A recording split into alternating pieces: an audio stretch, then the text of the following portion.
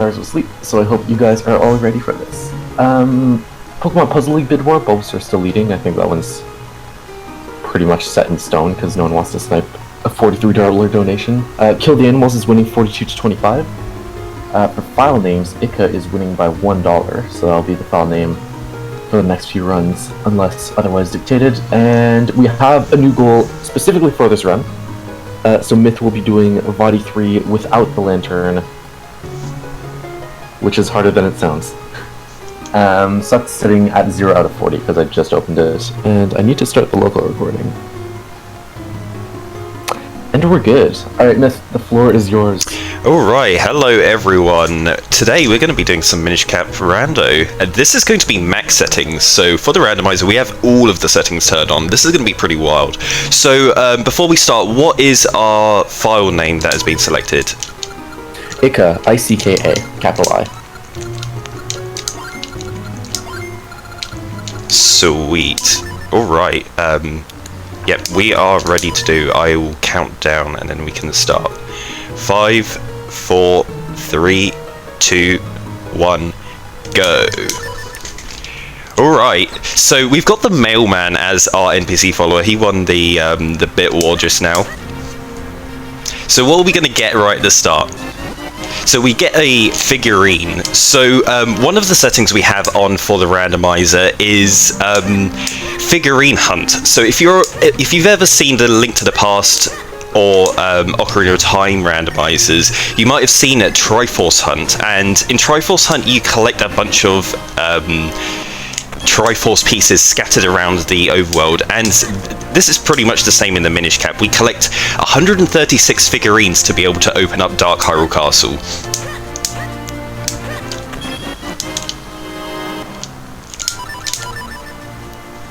So we didn't really pick up anything great there. We picked up the Downstrike scroll as our first item, and we don't really have anything else, so we're going to head into town. One of the other things we have on is randomized language. So all of the NPCs are going to be speaking various different languages. Okay, there's a figurine hidden in that figurine house there. Can't do that yet, don't have a sword. Okay, what's going to be in the shop? There's our first sword. The first sword is at the back of the shop on the... is where you normally get the dog food in the vanilla game. Oh my god, that's junk as well.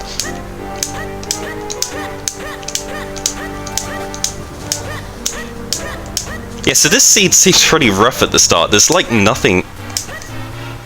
We need to be getting something here. Okay, we've got one heart container.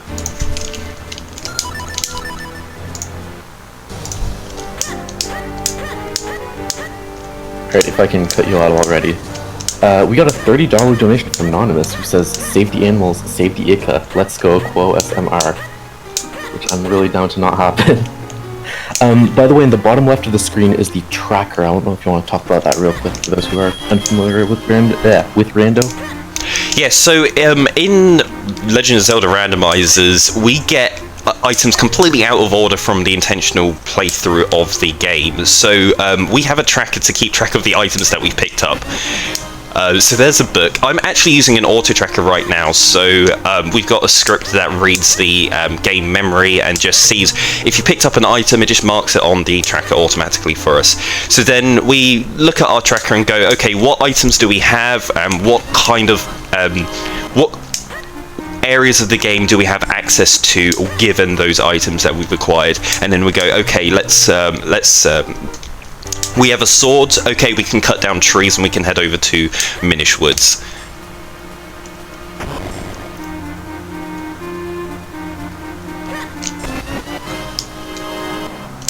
So another setting we have on is open fusions. So if you played this game vanilla, you might have remembered that you collect these kinstone pieces and you You go up to random NPCs and you do a fusion with them, and it creates an effect in the overworld, like make chests appear or spawns enemies. Under these settings, all of those fusions have been automatically completed at the very start of the game, so we don't need to worry about farming kinstones and going up to all of the NPCs. They're all just available from the very start.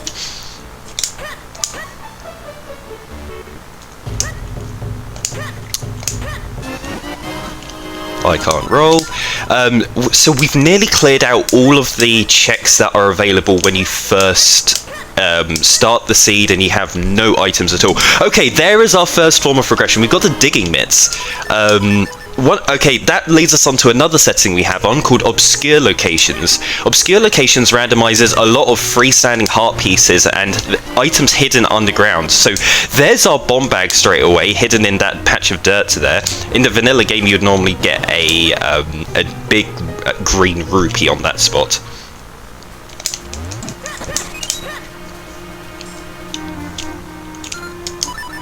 Actually, no, I want to be picking up this rupee because I need to be getting some rupees to buy stuff from the shop.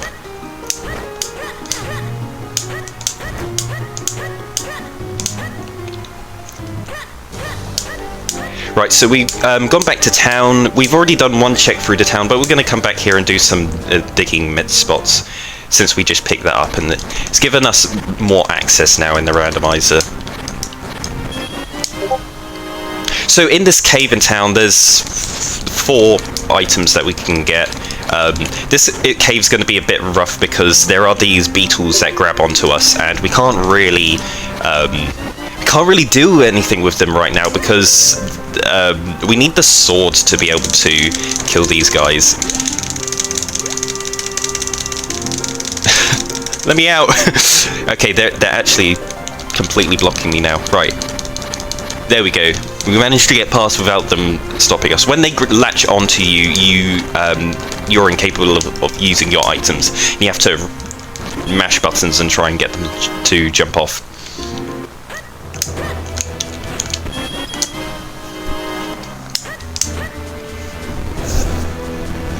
So we're now in the basement of Hyrule Town, and we're going to be coming back here about 3 more times to push all of those boulders into the ground. No. Right, we've got a check here in the library. Here is another obscure location.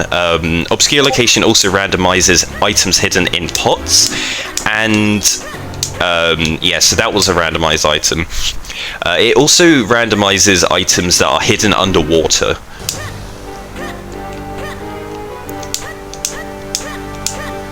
Alright, we're going to go to one of the biggest things in this randomizer, which is Rupee Mania. So Rupee Mania randomizes freestanding rupees. So there is a cave over here next to Link's house that is full of blue rupees when we first enter here. And this is just an absolute jackpot of randomized items when we've got this setting turned on.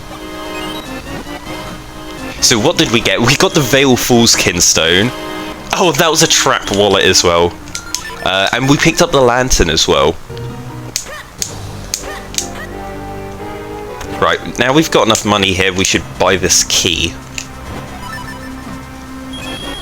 Dark Hyrule Castle. Oh yeah, I've got the lantern, so I should go over here.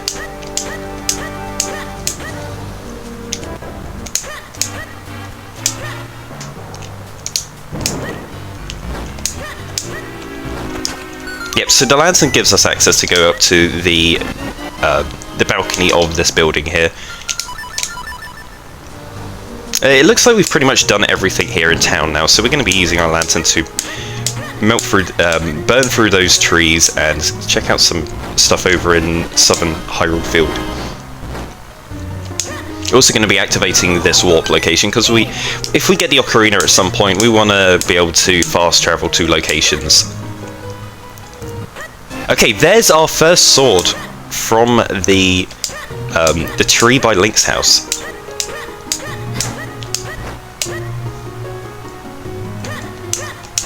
Yeah, that's really nice to pick up a sword by now. There's a second sword again.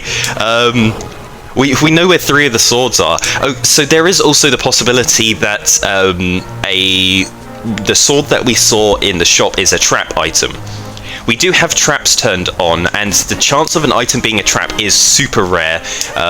There's only, I think, 6 in the entire pool of items in this game, and there's about 400 items in this pool, so it's going to be super rare that we find a trap. So we even found a trap right away, right at the start of the run with the in the rupee cave.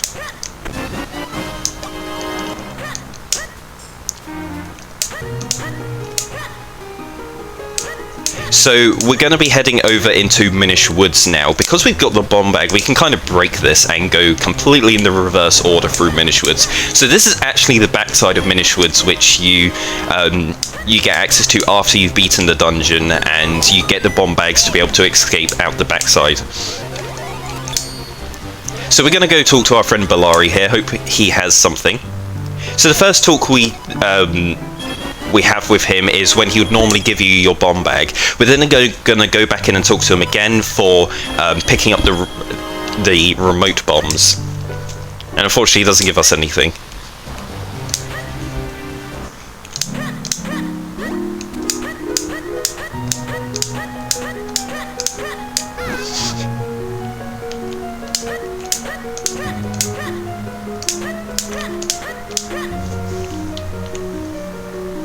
Yeah, so we're going to be going through Minish Village now, checking out the spots. There was a heart piece there.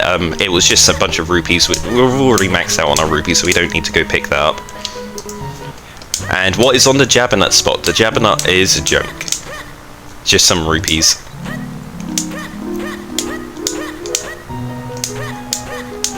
So what we're kind of really looking out for are figurines.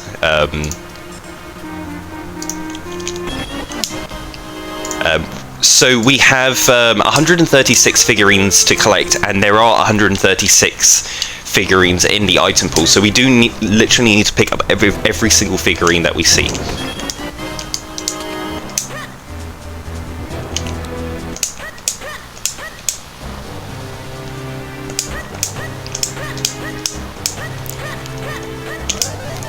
Okay, so we're going through Minish Woods backwards here. It's slightly faster because you get to skip that lily pad cycle that we've just gone through. Yeah, so that item is junk. And we've pretty much done our first trip through Minish Woods now. We're just going to go and check the digging myth spots located at the top of the Minish Woods here. So we're also playing with key sanity. So in the regular randomizer, we make sure that all of the keys to a dungeon are hidden inside that dungeon. In key sanity, we randomize them anywhere. So we just picked up the compass to one dungeon there.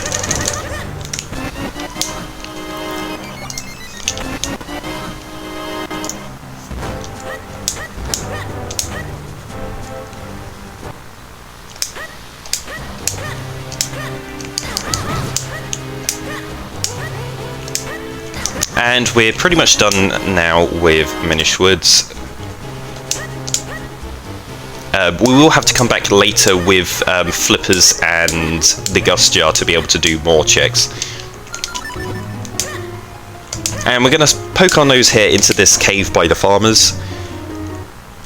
That's a heart piece. I should probably get that. So it is important to pick up heart pieces early on in this randomizer, because there is an item that is locked behind having 10 hearts. The Swordsmith Dojo in the Lake Hylia actually asks you to have 10 hearts before he gives you an item. And we're going to go and check out the Lon Lon pot. Here's where you would normally pick up your Lon Lon key and be able to get through to Lake Hylia, and it's just money for us today.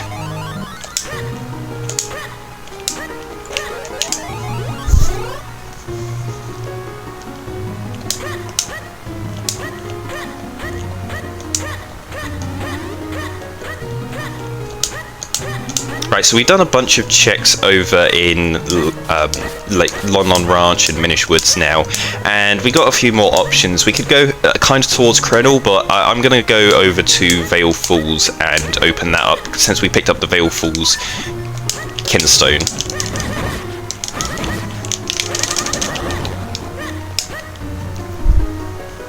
Okay, we've got a figurine there.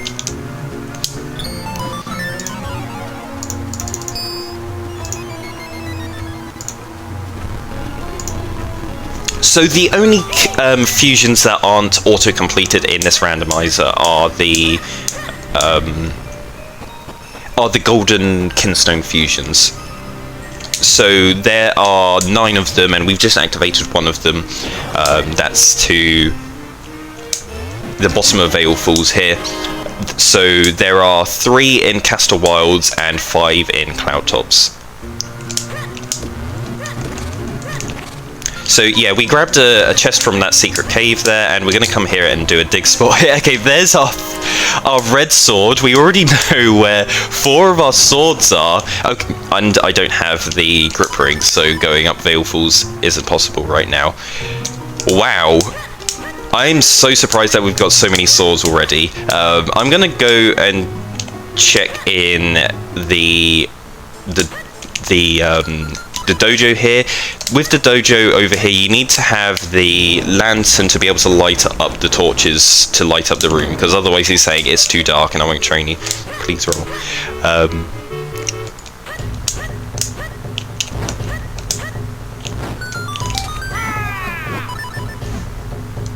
Alright, what are we going to learn from you?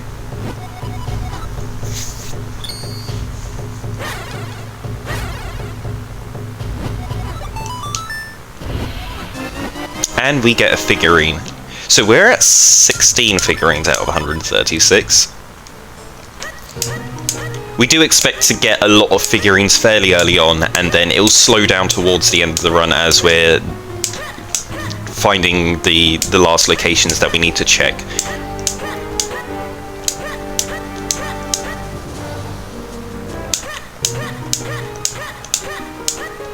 Right, so there are a bunch of chests here in Trilby Highlands. Okay, we get a key.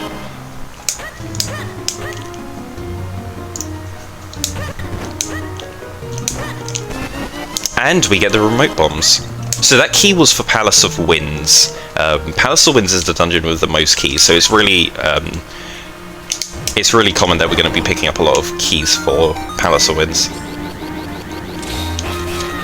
Oh, I just remembered I got the shield, so I should probably go and do this guy first.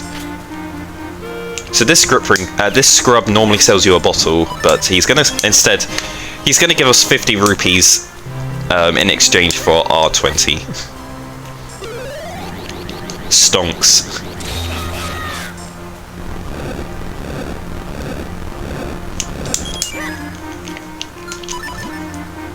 Okay, so now we've got the red sword, we come over to Western Woods. Oh, there's the grip ring. Grip ring's going to be really important. We've come over to Western Wood because we're going to get an absolute jackpot of items here. Okay. A load of figurines, Fortress of Winds, Palace of Winds. And we got everything we want here. Okay, so that is another loaded cave that we just went in Western Woods, and we're also going to go to the top of a beanstalk. The top of the beanstalk has the most items in a single room. It's got 16. So this is why as soon as we get our red sword, we want to come over here, because this area is just absolutely loaded with items. Not really doing that great for health currently.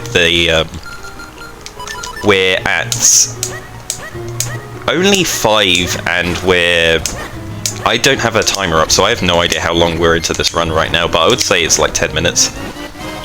We're 17 and a half minutes. Oh, 17 and a half minutes. Also, while I'm here, Rancake donates, says, "Good luck, Myth. Hope you do well." Hey, thanks, Jake.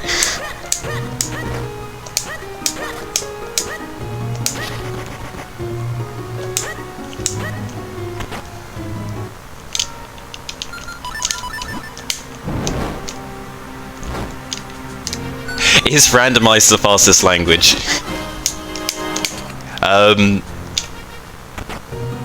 Oh, I wish it was. Okay, so we got the Great Spin. Great Spin's really handy to get. It makes a lot of the fights really trivial.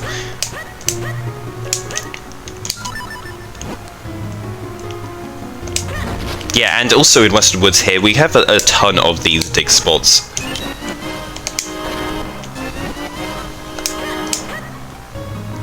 They can be absolutely loaded with items.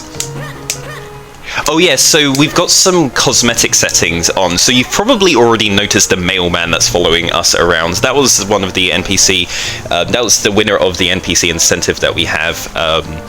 We can also change the Link's tunic colour to be whatever colour we want, and we can change the hearts to be whatever colour we want. So we've got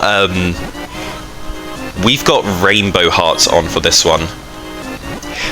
This beanstalk is absolutely loaded. Okay, we got the Gus jar, the cape, the cane, and the graveyard key. Okay, that's just completely blown open this randomizer. Like, I could go pretty much anywhere at this point. We've just got so much. I think the play right now is to go up Krenel, because we can full clear that. Why am I going over there? There's nothing there.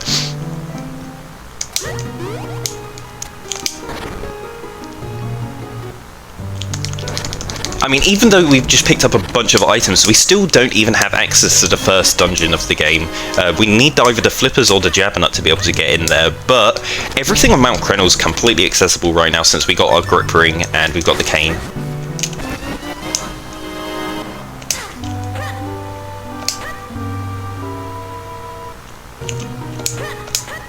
Yeah, we've already encountered one trap so far, but yeah, again, there's not many locations that could be trap items with 136 figurines also forced into the item pool.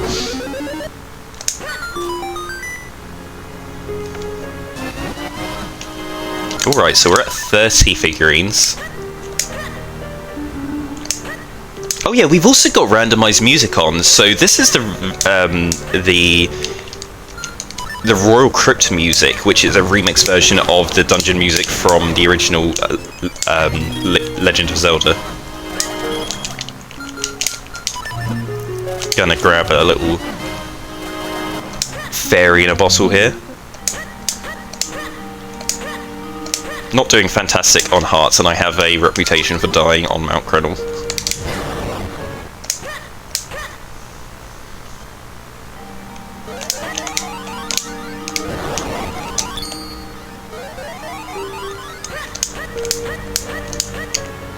Oh yeah, that's probably a good idea, being able to replace rupees with trap items.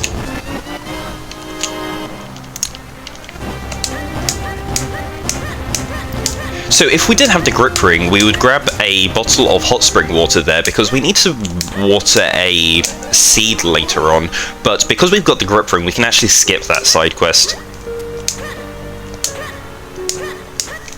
And also here, you would normally use your bombs to blow up this that cave to be able to swing around, but with the cape we can just completely skip that, and it saves a lot of time. Honestly, I haven't talked much about the cape. The cape is an incredibly broken item in this randomizer. Oh, and there's our first element. So elements are randomized in under the settings that we have right now. So the dungeons normally have the elements as rewards for beating them, but we've shuffled the elements into the wider item pool, so it's not necessary that bosses are going to actually have items on them. Or they will have items, but they won't necessarily have an element.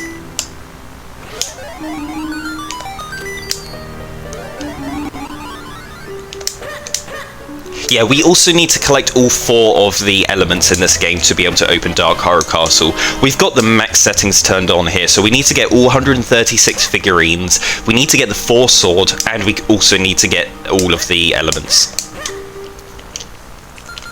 Yeah, so in the vanilla playthrough of this game, you get the cape in the last, in the second to last dungeon of the game, and you've pretty much played through the entire game by the time you get to the cape, so you can't skip any of the puzzles with it. But in the randomizer, if you get the cape early, so many of the dungeons are broken. I'm going to be doing Cave of Flames as the first dungeon, and I'm going to just demonstrate how completely broken it is with the cape.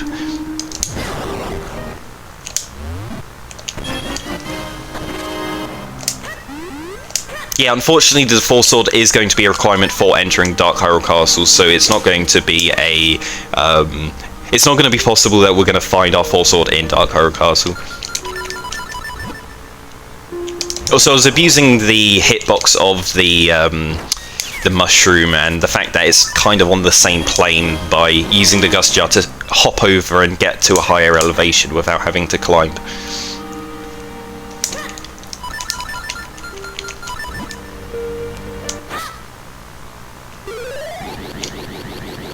So we can create clones here, and we can go and check this. This is a dojo here. This is, I always get the names mixed up, it's Greyblade.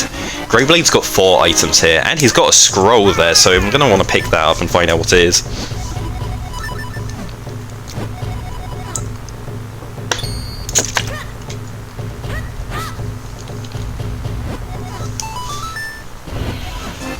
There's the Tingle Trophy. And the power bracelets, wow, Greyblade's always loaded with stuff. What was that? That was Rock Breaker. Rock Breaker's super handy. It lets us break pots and rocks and stuff with our sword.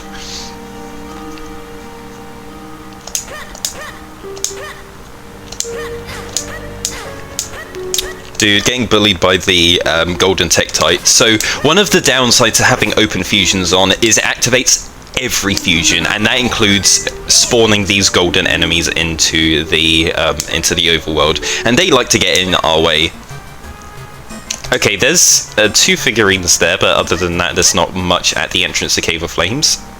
So I was just going into Cave of Flames there just to set the quick warp location for it. Actually, scrap that. I'm not going to do that.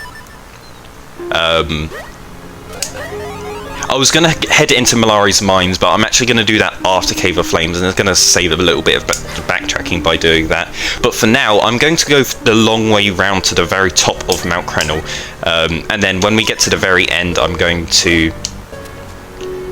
Dang it. I just realised I don't have any bombs. I actually need to get bombs from the entrance of Cave of Flames.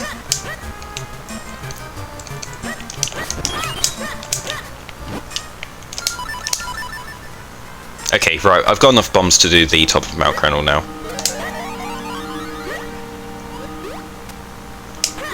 Yeah, it's gonna suck if I get a bomb drop from anything that's down here, because it'll be like, great, I didn't need to go back to Cave of Flames.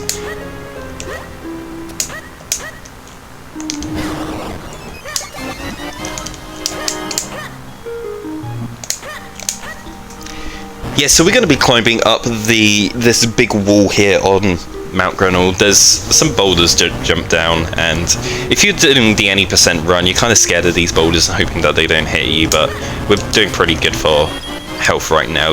This is much more health than you would normally have at this point, and we've also got a fairy in the bottle, so no need to be scared.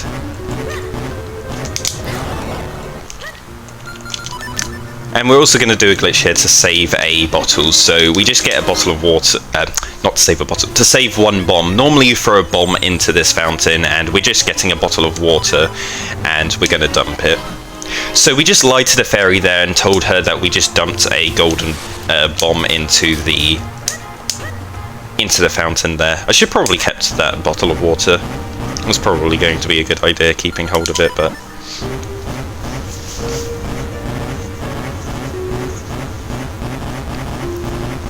Yeah, so we're going to the top of Mount Krenel here. There's going to be a beanstalk at the very peak, and when we get up there, there's going to be a lot of items there again. Not as many as the ones in the checks that we just did in Western Wood, but there's still gonna hopefully be a big chunk of items up here.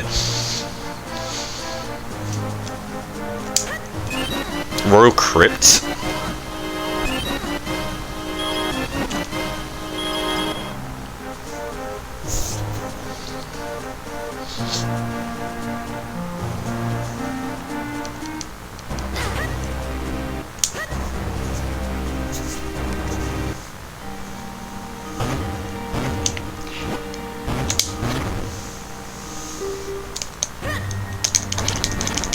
Yeah, Juliet item was junk. Okay, we're gonna have to go through this cave to get that figurine.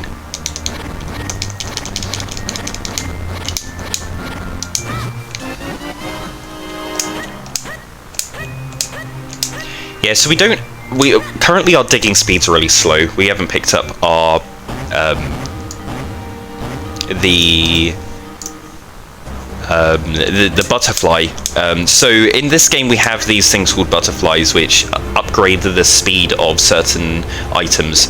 So there are 3 butterflies, one for the bow, one for the mitts, and one for the flippers, and they just speed up the action use of those items. So we can dig faster with the mitts, we'll be able to fire arrows faster with the bow, and then we'll also be able to swim faster. Okay, so I've done everything at the top of Mount Crenel. There's nothing else other than going through a very long vanilla path to reach Cave of Flames, but because we got the cane early, we can skip that path and go through the shortcut to get to the entrance of Cave of Flames. Oh, I've got remote bombs, I should just do this.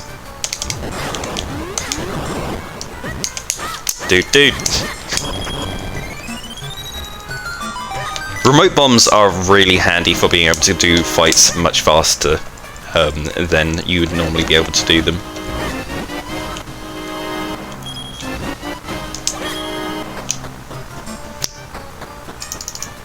Oh right, so we don't really have the option of doing much here in Cave of Flames because we're playing with key sanity on, so we're not guaranteed to find our small keys here in Cave of Flames.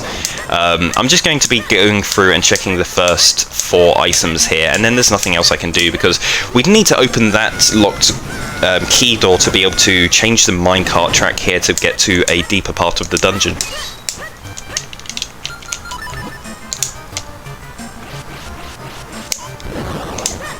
Yeah, we're going to be using some Gus Jar strats here. Actually, no, sorry, we're going to be using the remote bombs instead, because, dude,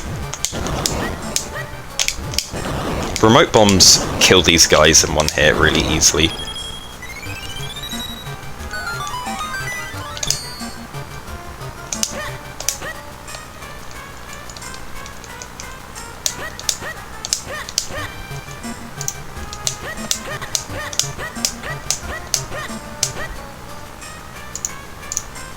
Oh right, so there's just junk on that rupee spot. And then there's going to be 4 items in this area here. So there's two chests in this room and 2 chests in the next room. Once we've done that, we're going to have to bail out because we won't have any small keys to do anything else in this dungeon.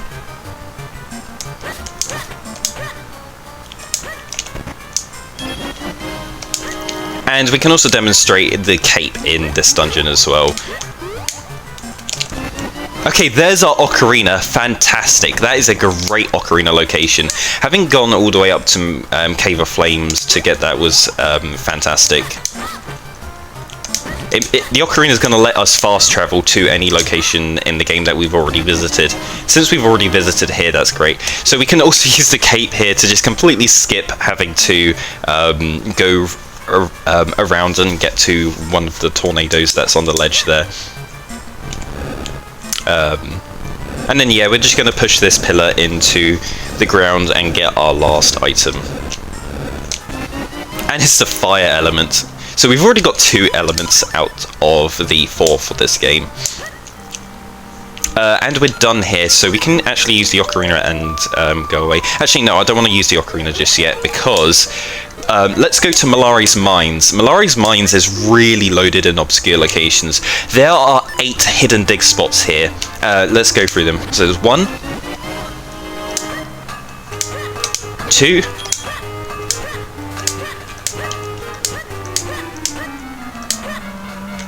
3, 4.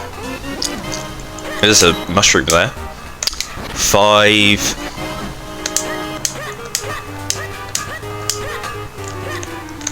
6. Kinstone. 7. And 8. Okay, yeah, you just need to memorize where those locations are.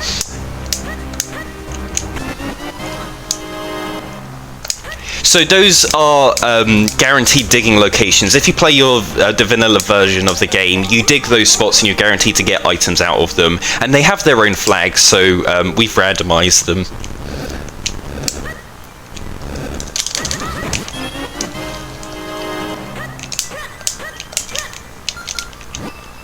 So I think in the vanilla game, they're either kinstones or stuff like red rupees. Okay, we have done everything there. Let's go to Cloudtops. Actually, we've got some stuff in town to do first. Yeah, let's go for town. And then after we've done town, we'll head up to Cloudtops. Okay, great idea coming to town. We've got our Pegasus boots. This is going to speed up a lot of our movement. And we've got everything to be able to do all of the checks in town. So, not all of the checks in town, all of the checks in this dojo. So we can get 4 items from this guy. Once when we have 1 sword, once when we have 2 swords, once when we get the Pegasus boots and a sword, and then the last time when we have the Rock's cape and a sword. And we've got enough items to be able to talk to this guy 4 times and get all of our items.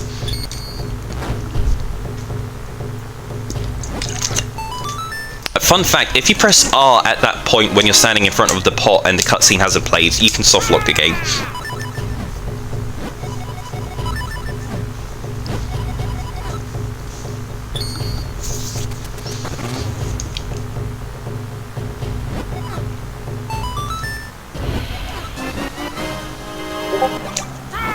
And finally, the last one. We're still only sat on 4 actual swords scrolls. Okay, there's our bow. Wow, this is going great. We're actually lucking into a lot of our items here. Let's get our last sword, and then that will let us do all of the checks in the in the basement of town. So we checked into the shop earlier, and the shop has a sword hidden in the back of behind the counter where you would normally get your dog food.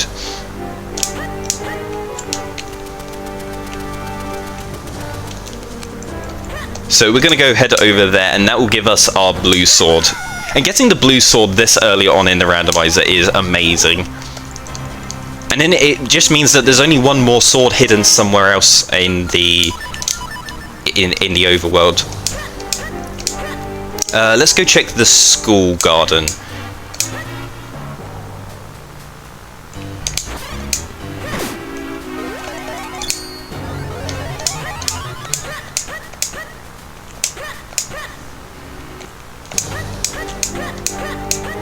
We'll check the roof item on the school first, and then we're going to head over into the school garden.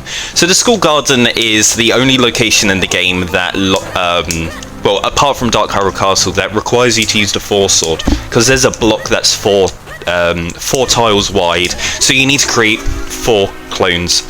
And I've done it again. I always do this.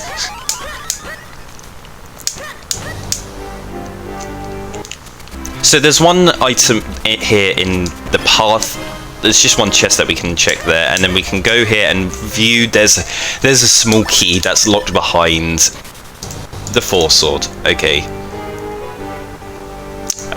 What else do we want to do?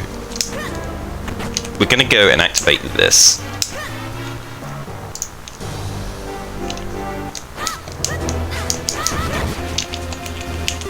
So with our blue sword, we can push this block out the way because it's 3 units wide. And we've pushed 2 of the boulders down, so we're going to go and do the last one, and then it will let us get the pillar item in the town underground.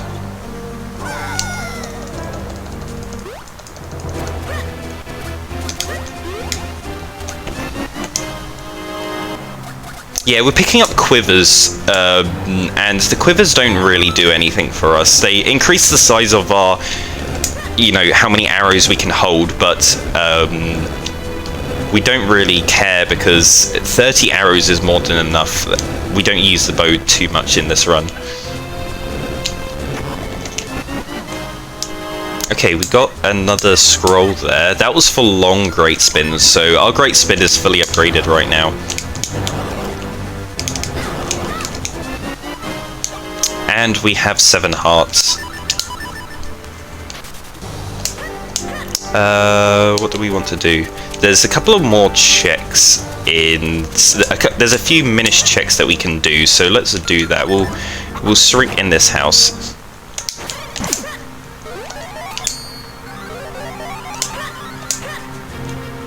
So we're going to go to the bakery roof where there is a chest hidden, and also to the back of the hearth because there is an item location there as well.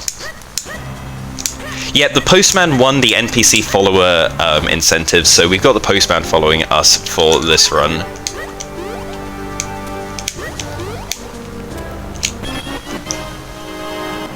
Right, nothing in the bakery roof.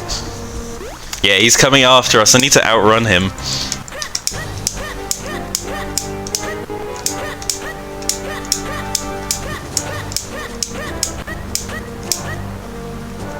Oh, and there's a boss key. We need to grab that.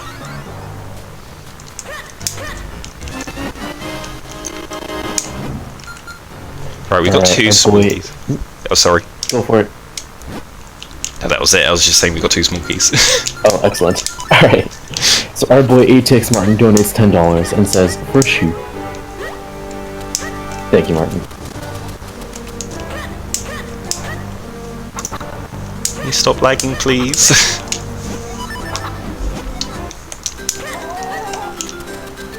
What controller do I have? I have a 8-bit do SF30, which is, it basically looks like a SNES controller, and it's got analog sticks, but I don't use the analog sticks because this is a 2D game.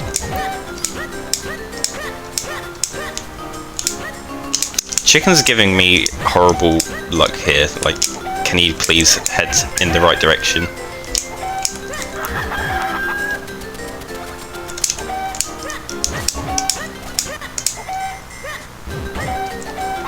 Okay. That was a semi-respectable cuckoo time. I didn't dump any cuckoos, so that's fine. Yeah, we'll also grab a bottle here of water. And we'll do the last couple of checks here in town, which is going to be the fountain. Oh yeah, I need to actually go to the shops by Rem and do Simon Simulation as well.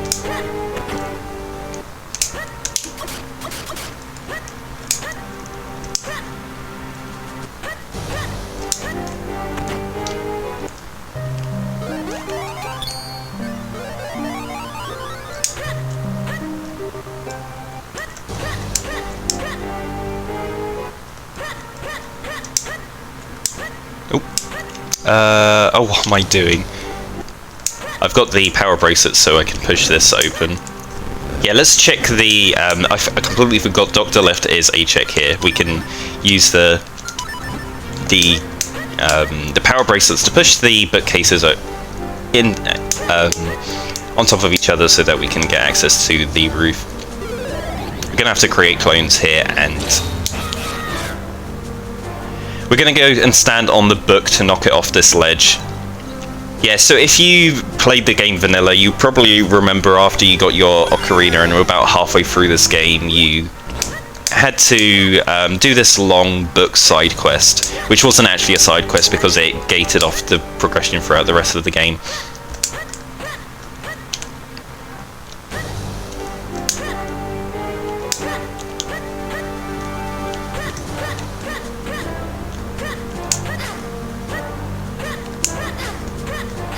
Dude, Garfield, no. Garfield's bullying me. There we go. Okay, we got past Garfield.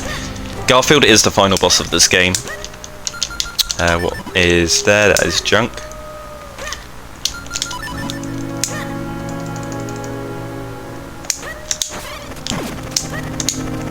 We'll get the fairy that's down here, because getting slightly low on health. I am very bad at this game, so I know where all the fairies are. Dude. Okay, we got Great Spin, so Great Spin just, again, makes all of these fights incredibly easier. Yeah, we're at the first wallet still, so any rupees we pick up is just going to be completely useless to us. We just kind of just ignore them right now until we get a bigger wallet, and then we can get some money.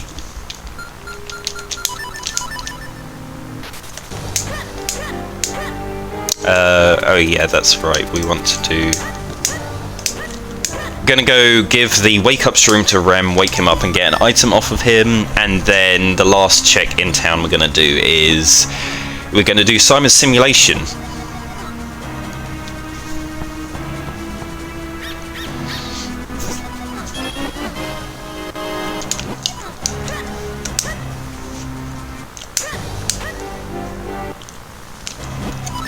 Rem was paying us there for waking him up.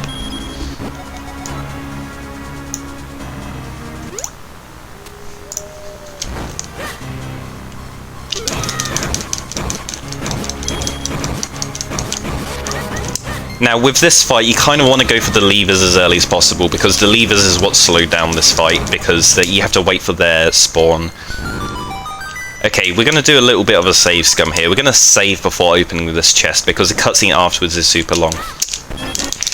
Cool, so we got a rupee there, and normally after picking up opening the chest, we would then get teleported out and have to... we would have to watch a long cutscene with Simon just like talking to us, and we don't want to do that, so we just save scum that. Okay, and there is our figurine that we got from there. Okay, we've done pretty much everything in town.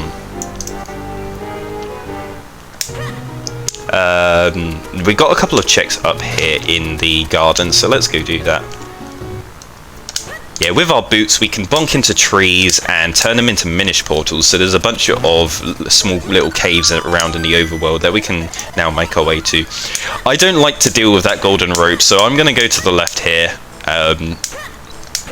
It's slightly longer, it's like 2 rolls longer, but it means that you don't have to deal with the rope, and if the rope hits you, then you lose time by going the other way, so going this way is the safe way.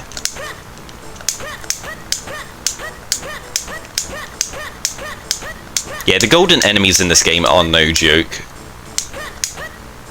They are relentless, and they're also not easy to deal with either. If you ever try playing this game in Oko, you have a newfound respect for the golden enemies.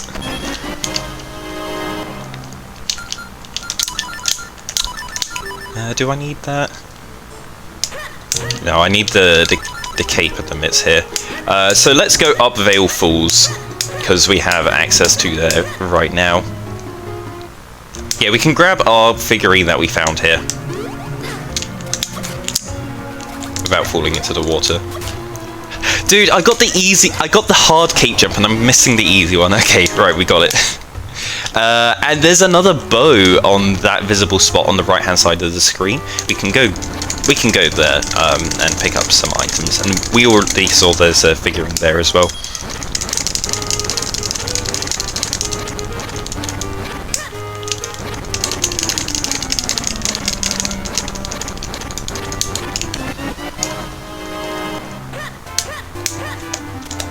What am I doing? We can do a quick warp. Oh, I never explained quick warps. So if you've never played the randomizer but the vanilla version of the game, normally instead of a quick warp option there's just save and don't save, but we've repurposed that don't save button to to be quick warp. So what quick warp does is it just takes you to it simulates a save and quit. It just takes you automatically back to the start of the area you just entered.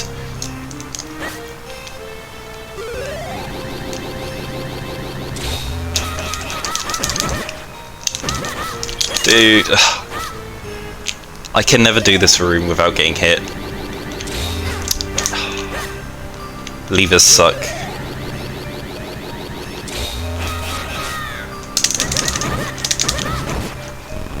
Okay. Right, we made it. First try. It's another boss key! We're getting so many boss keys for these dungeons. And still, we haven't picked up any boss keys, or we haven't picked up the boss key or the small keys for Cave of Flames, which is the first dungeon we went to.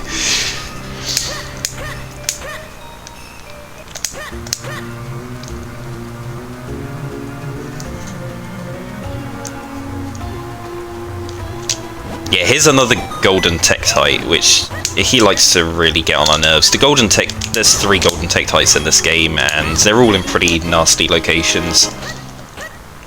Yeah, we're gonna ignore him and come down here.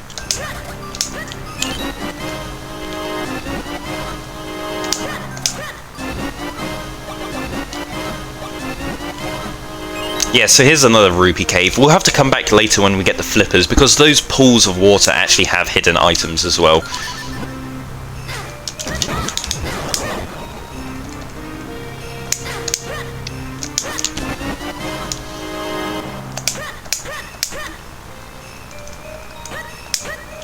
Yep, so we're going to be going to the top of Vale Falls and getting our...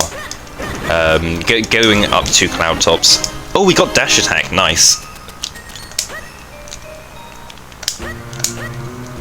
Dash attack's pretty handy. Dash attack with combination with the rock breaker is fantastic, because you can just dash through rocks and pots and other things like that.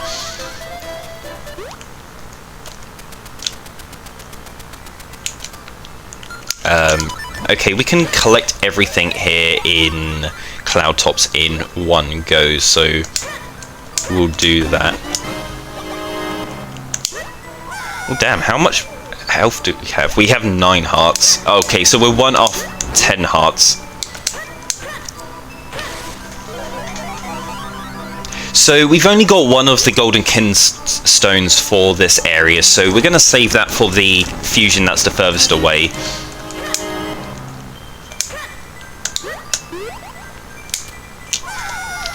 We're also actually not going to use the sword to kill the sky sharks here, because they are really easy to just manipulate to make them jump off the edge. You just stand on the edge and they just kill themselves.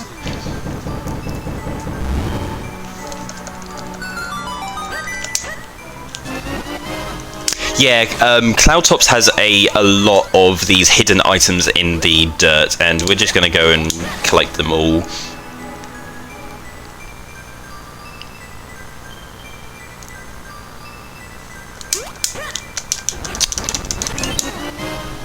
Getting lots of small keys. We've already got all of our small keys for Fortress.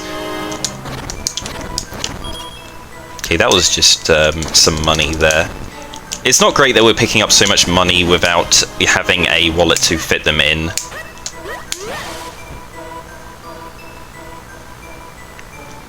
Right, so we're going to use our 1 kinstone that we have to get the... to activate this one, because this is the one that's the furthest away and hardest to reach.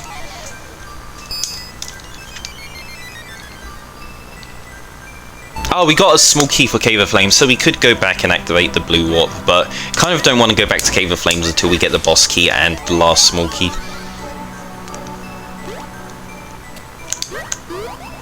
Yeah, so any extra digging you see me do is I'm going to go and reach a hidden item.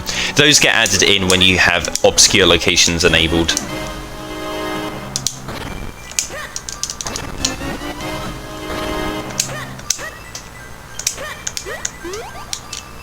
Yeah, so we got a figurine there. We're at 56 figurines. What I always forget what the halfway mark is. It's like oh, we get a butterfly. Oh, so that's the most useless of the butterflies. It was the flipper's butterfly. I'm actually going to switch to sword here, because sometimes these guys in this area are mean.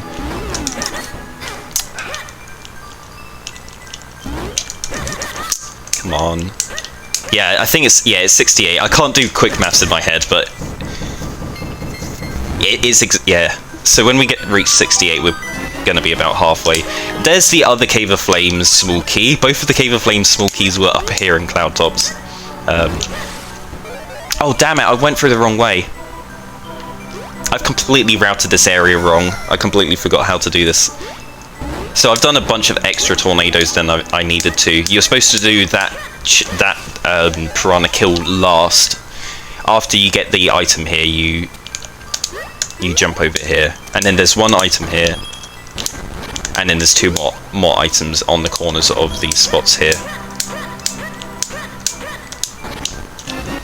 Okay, that is everything done in Cloud Tops. So let's bail out. I think the next area we should go to is Lake Hylia.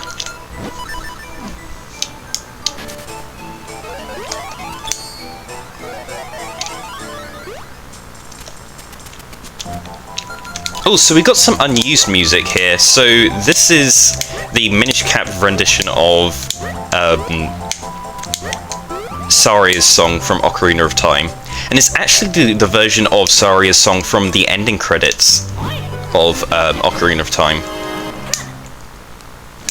We only heard it for a short amount of time there because it's not in the... because we were only in that cave for a short period of time. But now we're going to get festival music, which everyone loves. Yeah, okay, let's go this way. We don't have dog food yet, so we can't feed Fifi.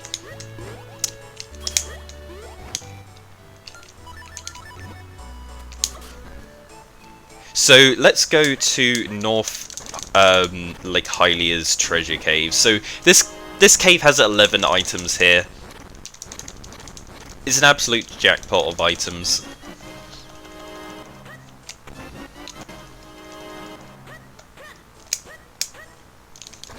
And there's a lot of digging going on here as well. Unfortunately, we don't have the Myth butterfly, otherwise we would be able to go through this area much faster. And we didn't actually check what item this was here, so we're going to have to poke our nose out. Okay, it was just some rupees.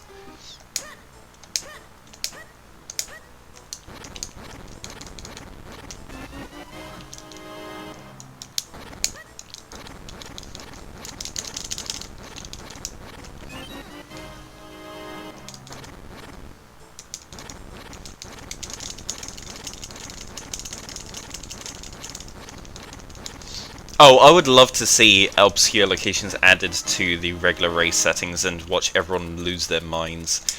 I honestly love max settings. I would so do a max settings race with people. I think there was one max settings race, but I was just not available at the time, and it really sucked that I missed out on that.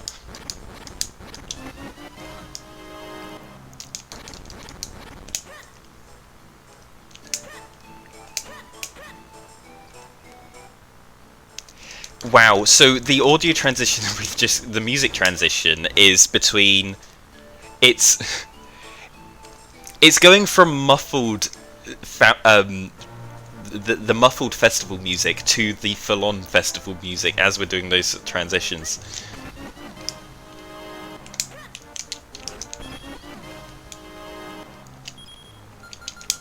Yeah, that is basically the only reason why I like doing max settings, because I know where everything is.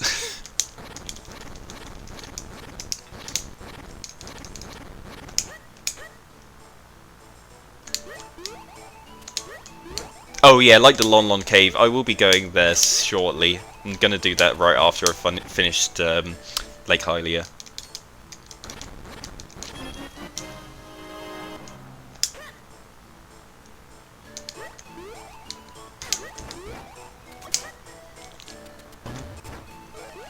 Oh, this is gonna suck. Actually, hold on. Nah, we're not gonna do this just yet. We'll check that after.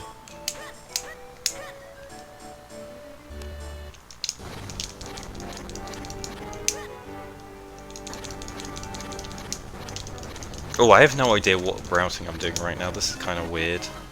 Actually, no, this is fine.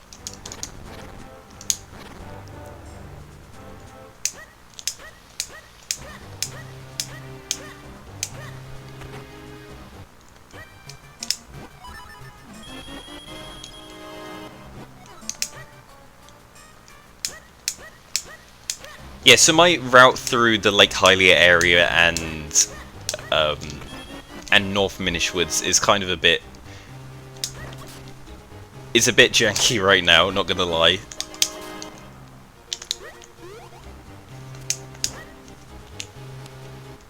I'm just figuring this out on the fly. Okay, right, I've figured out what I want to do.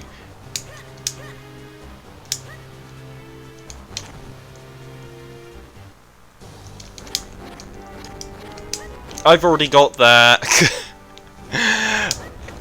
It was even marked. Oh god. Yeah, I just normally do those checks in. That's what I was thinking about just now. I was like, how do I route that cave in as well? And I've already did a quick warp. Okay. This is fine.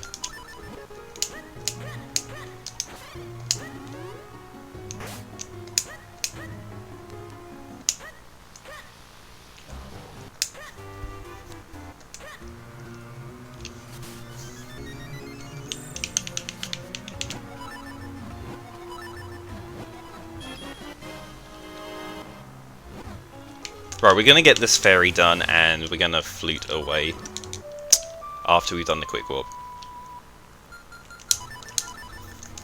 When's vanilla runs? You mean any percent? Check the leaderboards.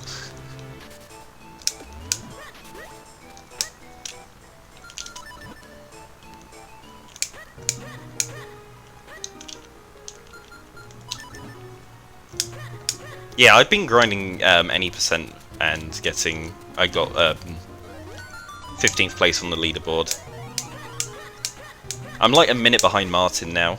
He should be sweating.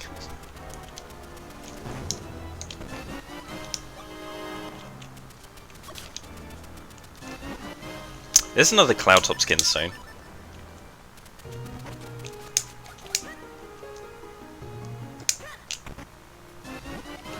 And we got our sword beam.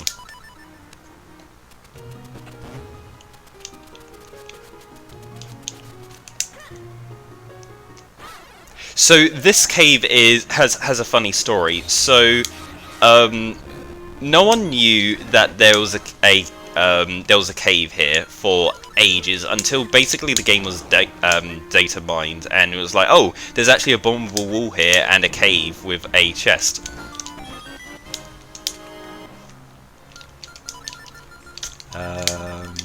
Okay.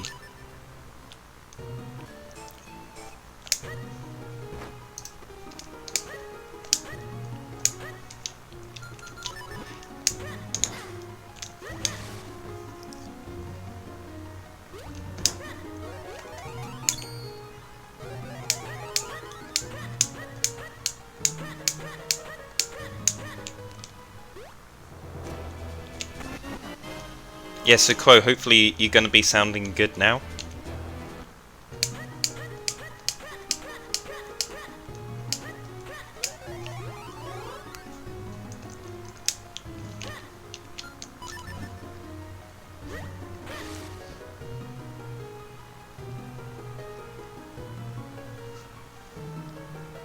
In the meanwhile, we're going to be checking out some more dig spots here. So there's some really weird...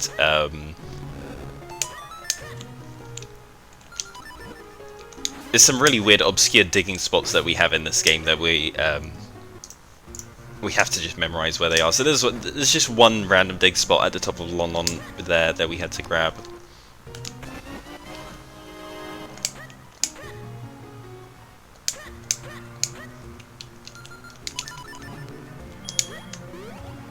Okay, we're gonna get our second bow here. So when we get our second bow, it upgrades the bow to the light arrows, and unfortunately the light arrows are nowhere near as good in this game as it is in other Legend of Zelda games. Oh cool, there's our dog food.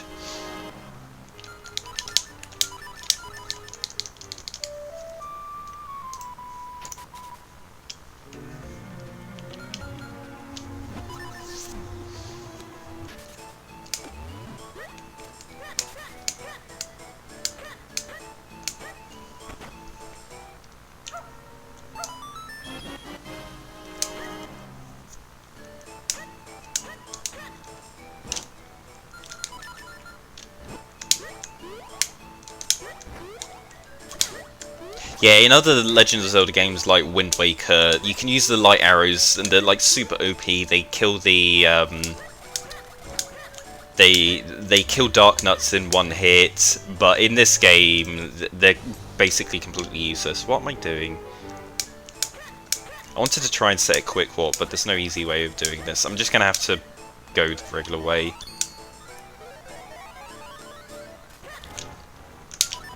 I wanted to try and set a quick warp here, but there's no easy way of doing it. I'm going to have to just backtrack with the lily pad. It's going to be slightly slow.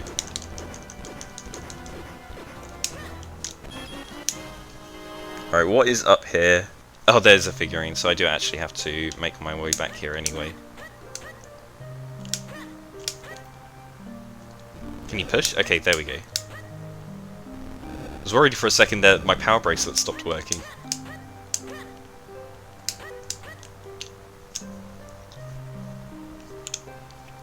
It also kind of sucks a bit that we didn't pick up the, we haven't got our flippers yet. Flippers actually open up a lot of locations with max settings on. Because there's so many underwater hidden items. And that's kind of why I've been avoiding Templar droplets for a bit just now.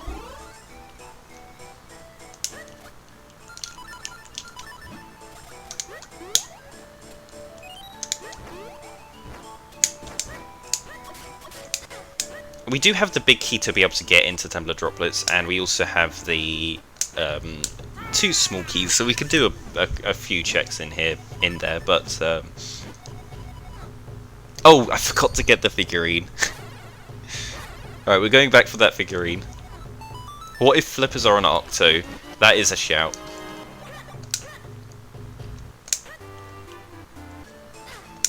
Alright, I'm going to push this block already, because I've been failing to do that about, like, 5 times.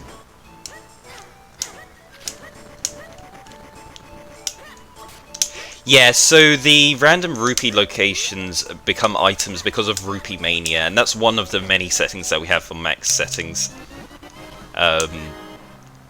Obscure locations adds all of the underwater items and digging spots. And pots, items hidden inside of pots. In Temple of Droplets and Fortress of Winds, there are a few pots that have items. And wait, did I talk to Waveblade? I swear I did, right? Yeah, I definitely did.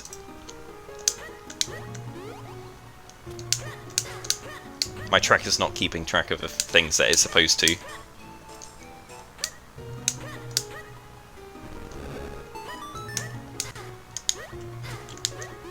Cool, so that's basically like Hylia all cleared out. We do have to come back later with the flippers, because there's just a handful of spots that are just not...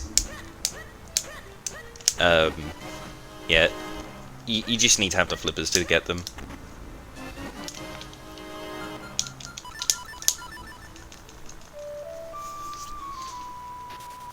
Okay, so the 2 spots I've kind of been putting off for a while now is Castor Wilds and the Royal Valley, but we've got the Tingle Trophy earlier on, and we should really check that out, see what's going to be hidden on him. You can't make this up. Tingle had the Karlov medal. Right, so it's just fetch quest leading into fetch quest. We're going to use the Karlov medal in town to get access to the figurine house.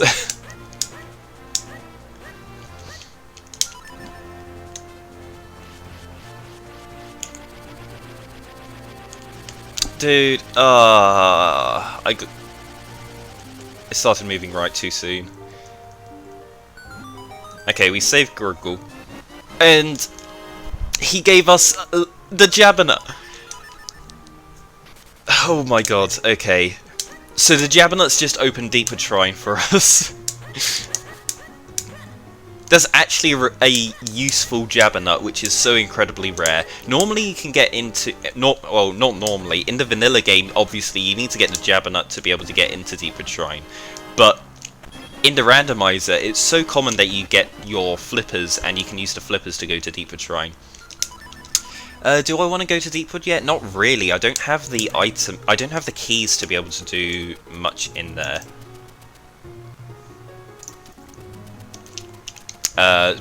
So in the meanwhile, we're gonna head over to Castor Wilds.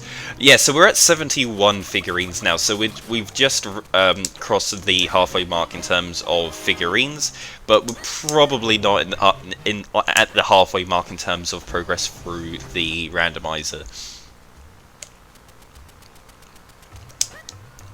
The rate that we're going to be picking up figurines is going to heavily drop, because we've already got all of like the big item locations for this game. Dude, let me roll for you. Oh my god, sword beam. Look away from this fight, please. This isn't happening. Okay, I opened the chest before the cutscene happened. It's redeemed.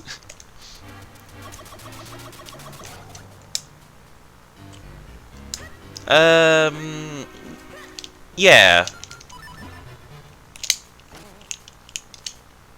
Yeah, I basically have to do some save scums in Deeper Shrine, and I kind of want to full clear it.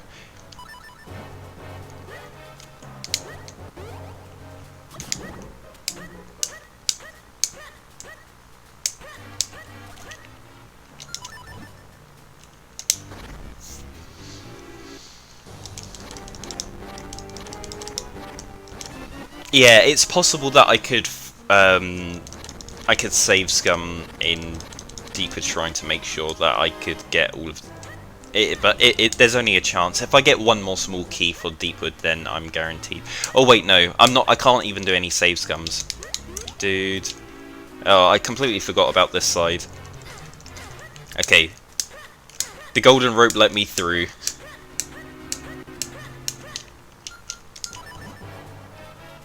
I'm about to ruin everyone's happiness with that, with the boat, the arrow count. I'm surprised no one pointed out the arrow count.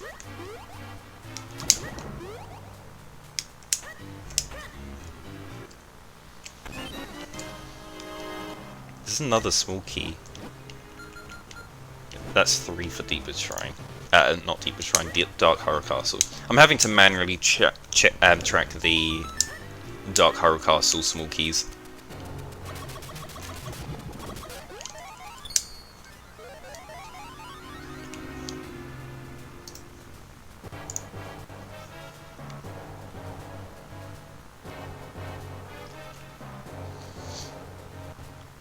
Have there been any vanilla locations yet? No. Normally, if there is a thing that's vanilla, it's incredibly awful.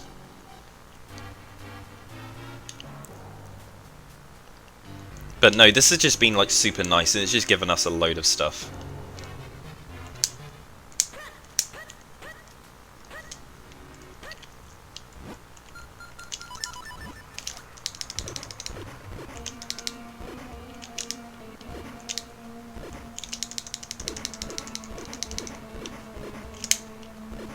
The mailman is just moonwalking.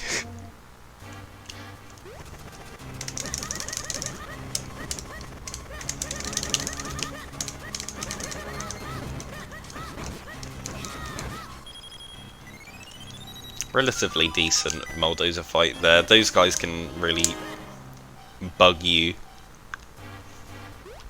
I'm sorry, I'll keep the puns to a minimum.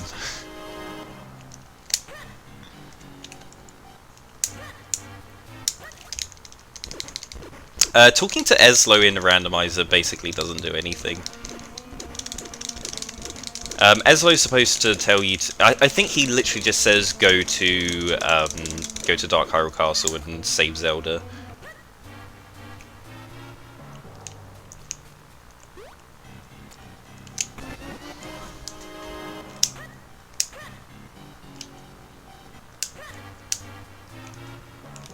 Let me through. This rope's right in the way. There we go. Okay.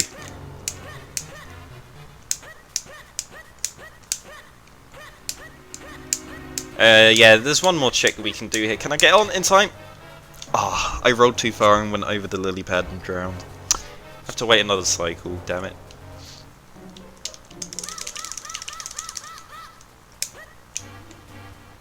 Alright, and we're going to bail out after this check. We're going to have to come back to these Minish checks later when we got the flippers, though, because the...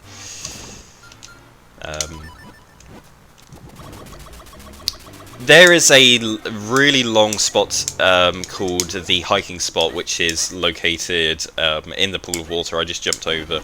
You have to go there as Minish. Okay, we've got our first wallet, finally! Taken way too long to find our first wallet, and we probably already found all of the rupee spots that we're going to find.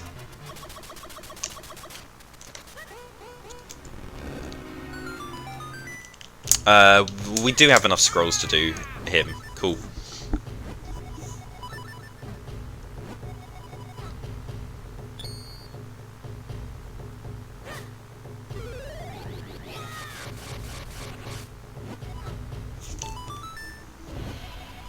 Oh yeah, so just as a demonstration, this is what happens when you talk to Eslo. Palace of Winds? Okay. I have no idea what you just said because it was random text.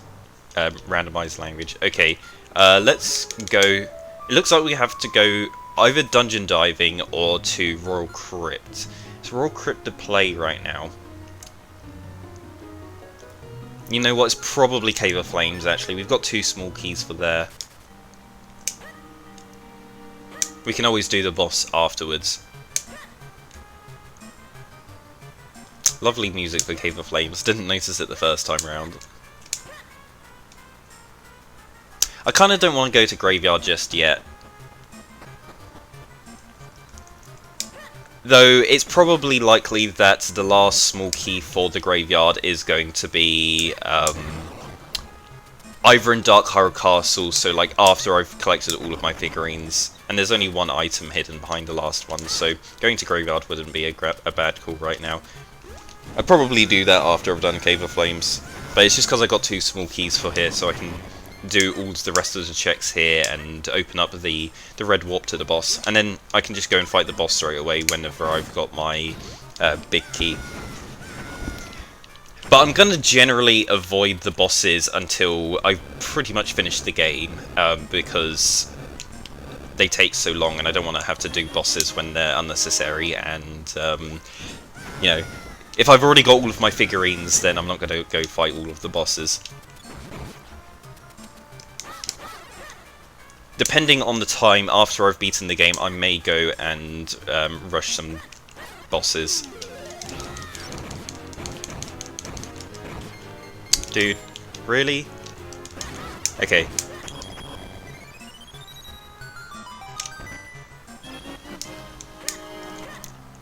Yeah, the minecarts are fantastic in Cave of Flames.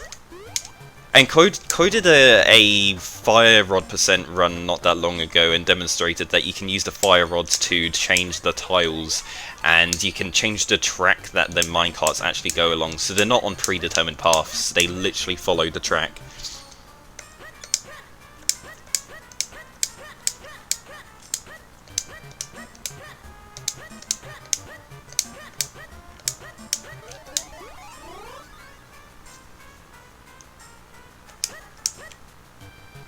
Yeah, when's someone going to make a ROM hack that lets you do Roller Coaster Tycoon in Minish Cap?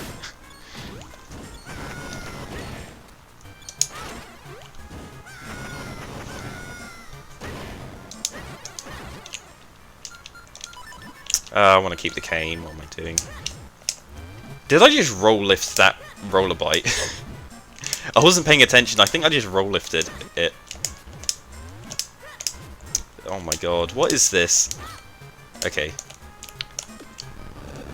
Anyone who knows what they're doing, please look away.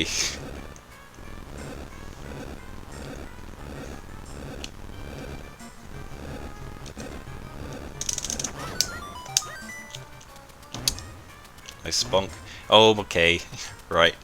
We've also got a stat screen at the end of the credits, so we'll be able to see all of the bonks I did, and I don't... There's not going to be any deaths, but if there were, we would be able to see them. Okay, so we've got the cape, and we're just going to completely break the basement of Cave of Flames. We can do this area by doing a minimal amount of tornado gliding and completely ignoring all of the ignoring all of the platform movement as well.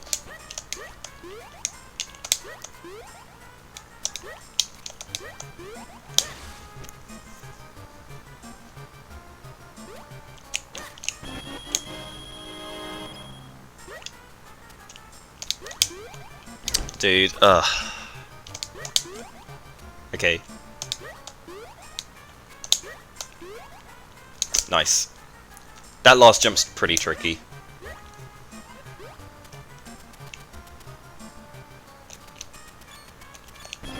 Cool, and we got everything in the basement, and we can leave.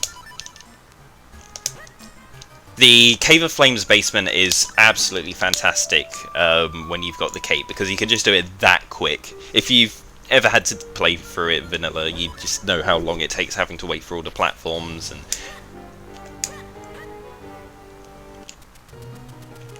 yeah, so we've got a incentive to do Vati 3 without the lantern. There's one stage of Vati 3 where you're in the dark, and yeah, that fight isn't the easiest when you don't have the lantern and can't see what you're doing.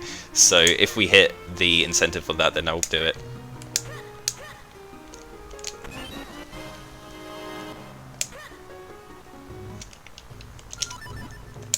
Damn, we're still on only our smallest bomb bag.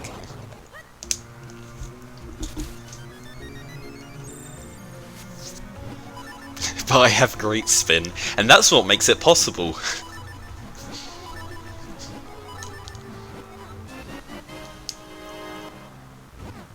I have practiced lanternless, and I have got it first try a few times.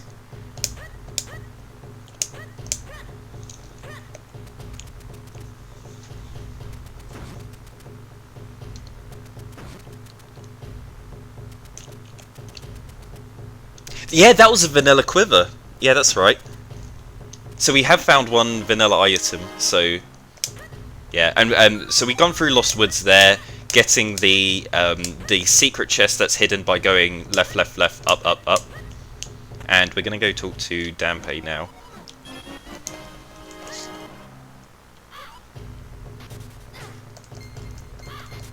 Yeah, we're going to get our graveyard key knocked out of our hands here, and we're going to have to go and chase that bird down, get the graveyard key, and get access to the graveyard.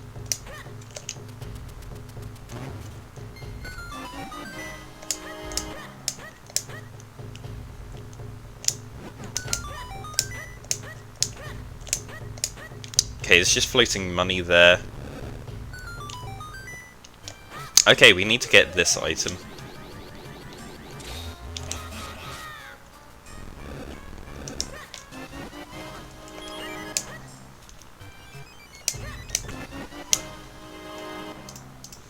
Yeah, we're getting a bunch of figurines over here.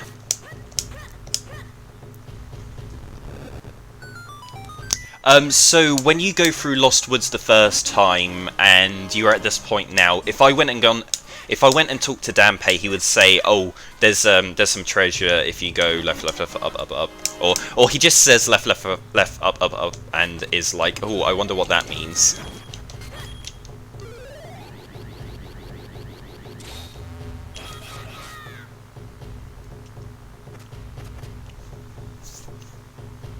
Yeah, so there's like a puzzle here in the graveyard where we're supposed to push one of the graves out of the way so we can walk with our clones around, and we just ignore that, and you know, walls are optional in this game. We're not going to go full walls are optional with the like you do in if you have glitches on, and you can do Ocarina glitch to just break every single dungeon. So this is a completely glitchless run.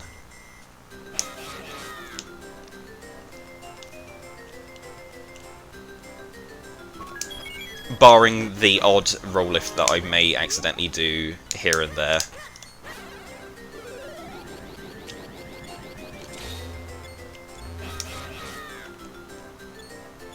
And we got the lovely Cuckoo game music playing right now. Okay, that's everything that we can get from Royal Crypt. So we're gonna have to dive a dungeon, and I think it's Deepwood is the play for now.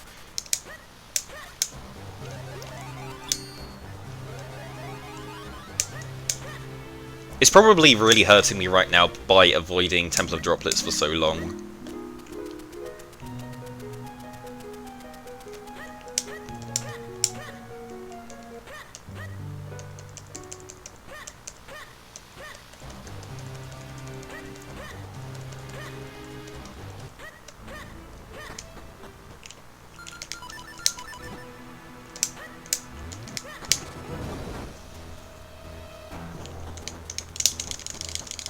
And I've got the lantern equipped here. Okay, there's our second bomb bag finally. So we got 30 bombs, so we're gonna have to worry less about the our bomb count right now. So we've got our lantern equipped so that we can just activate all of these lamps, and it will give us the small key. Wow, that was a vanilla small key. Oh boy.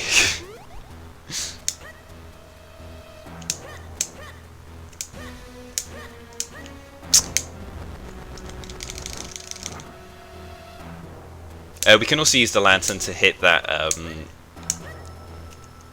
that switch instead of having to stand on the switch. We can just use the lantern to burn the vines away.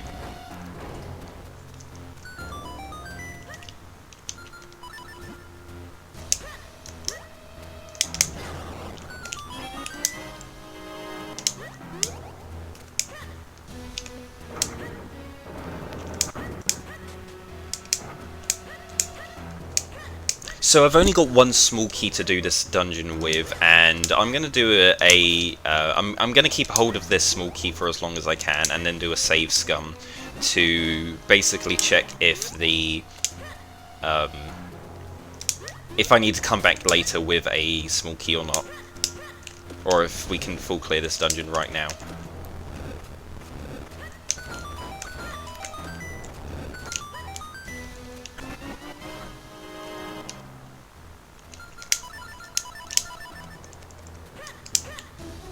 Again, the cape in dungeons that you weren't supposed to have the cape in, just completely break it.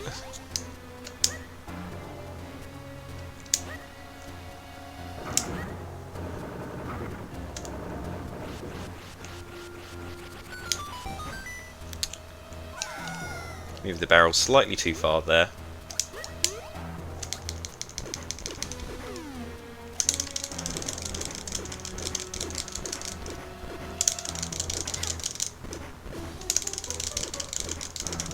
Getting some decent lily pad movement here.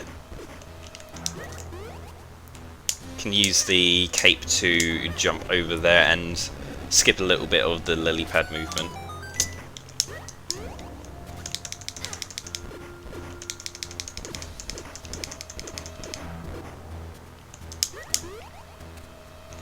And that's going to be it for the lily pads here. Hopefully we don't have to use the lily pad again. I'm going to do a save scum and check one of the items that's hidden behind a locked door. Are you kidding me?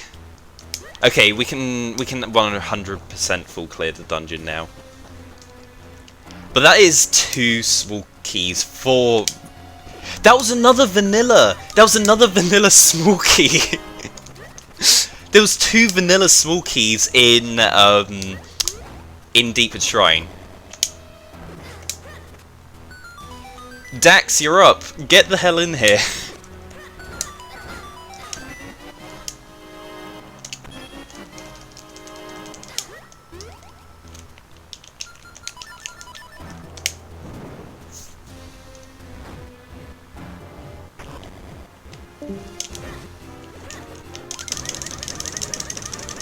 Oh, I didn't great spin him. Okay.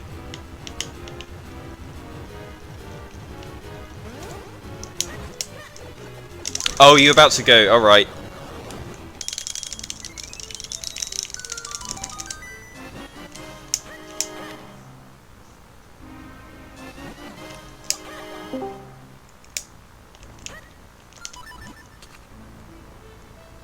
And yeah, right. So now we're getting 2 more items here, and then we can go and fight the boss.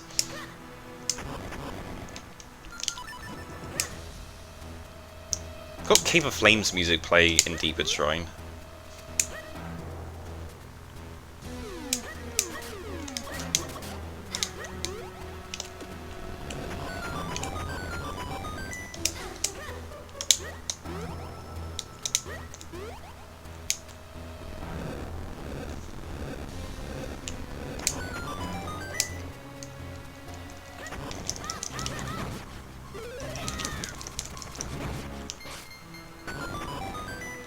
Okay, so this was guaranteed. We definitely had to go there and pick that item up. That would have meant we wouldn't have known if we needed to go to the last item.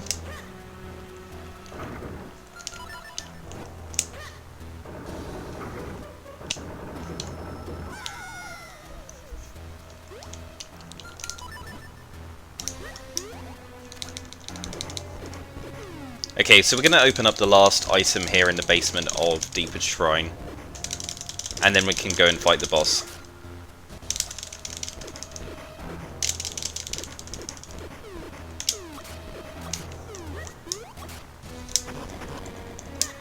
And again, the cape completely breaking this, letting us just jump over and open the chest straight away. No need to go around the long way and check all of the, using all of the mushrooms. I'm going to do the same thing again here with the cape, just jump straight to the boss door instead of having to use the lily pad, and using the mushroom.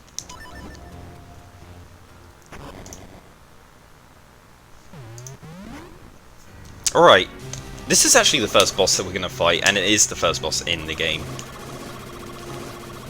Quite a trivial boss, it's just 3 cycles. We wobble his, we suck his base to make sure he starts wobbling, and then we hit him when he's fallen down.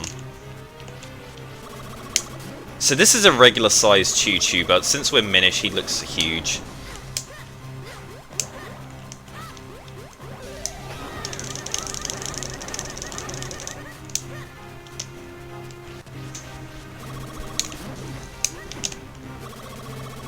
Yeah, this fight is basically completely scripted. It's the same every time, except for some RNG in this last phase. And also the number of times we need to hit him is also RNG. We got some really good RNG there, actually. He can do 5 jumps at the end instead of doing that 1 jump and then the long, and then just dashing towards us. Yeah, so we got the good luck, the good RNG. No, honestly, I rarely ever get the good RNG in Rando. Also, when you're fighting the blue chew pretty much always gives you horrible RNG in Rando as well.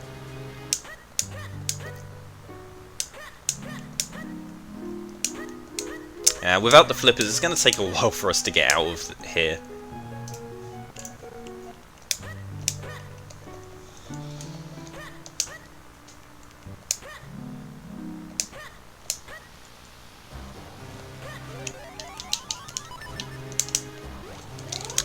But it's pretty much just head over to Templar Droplets now. That is where our progression is.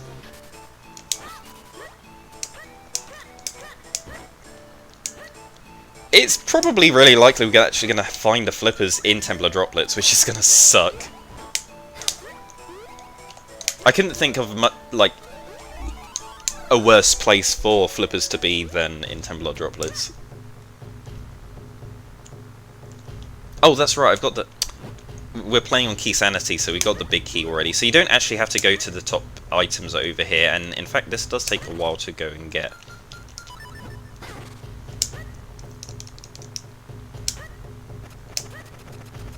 Books in Todd vanilla flippers. I hate it. So we've only actually found 1 book. If we find 2 more books, then we can actually go to the... we can go to the vanilla flippers chest and see if it's actually got the flippers. Right, so that first item was junk, and we're going to save our small keys here and then not go and check the top left. But what we are going to do is we're going to go and check this cave here. So this path is full of rupees, and they're all going to be randomized items. So there's 5 items that we pick up here, and there's the flippers.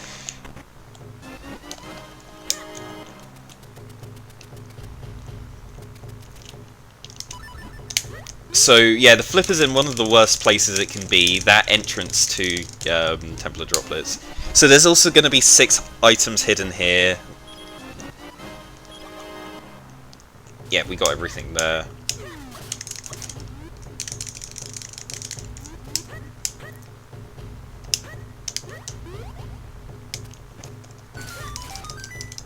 And we're going to drop down to the bottom of this waterfall and also get 6 items from here.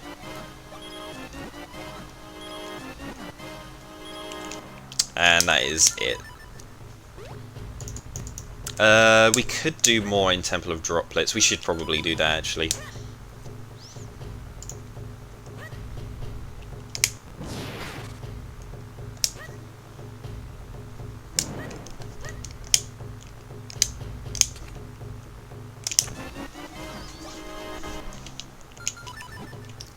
Yeah, we'll keep the sword out here.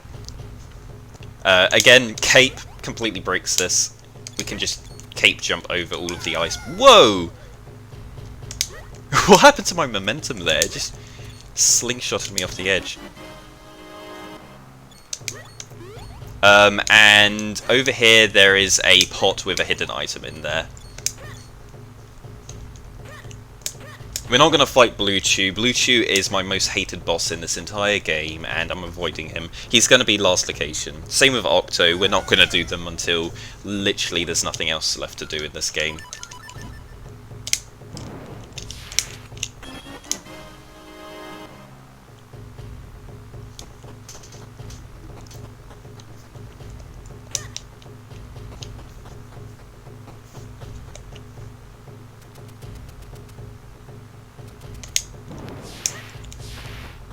No, Discount Bongo, properly called Mazao, is, we haven't reached there yet because we're still looking for all of our kinstones. We need to get the 3 Caster Wilds kinstones before we can go and fight him. I don't have the boomerang, are you kidding me? Right, this fight's gonna suck.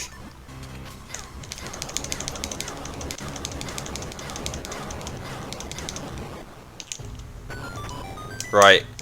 That was fine. That was actually faster than I thought it was going to be.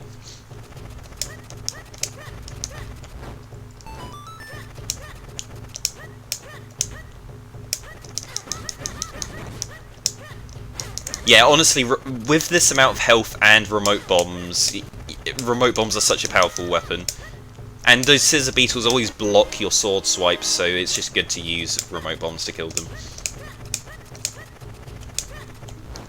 If you don't have the boomerang, because you can just use the boomerang to stun them, and then it makes it really easy to get sword hits on them. What did I pick up? I got the Mitz butterfly, great. So we can dig faster now. That's going to be handy when we go to Fortress of Winds. Dude. Actually got hit whilst I was doing Great Spin. And just junk on the fight.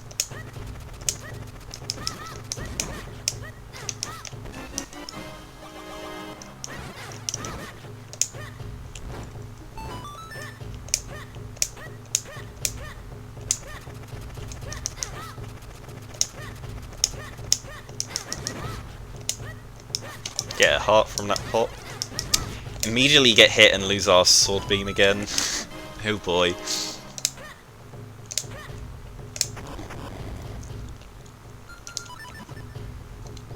Gonna use the cape to jump over this room because those fire bars always go for you and makes it really hard to get through the room without getting hit. So just use the cape to jump over there. And we're gonna get 5 more items in here. Oh, that was just a load of rupees. Wow, we've already hit our cap again, 500.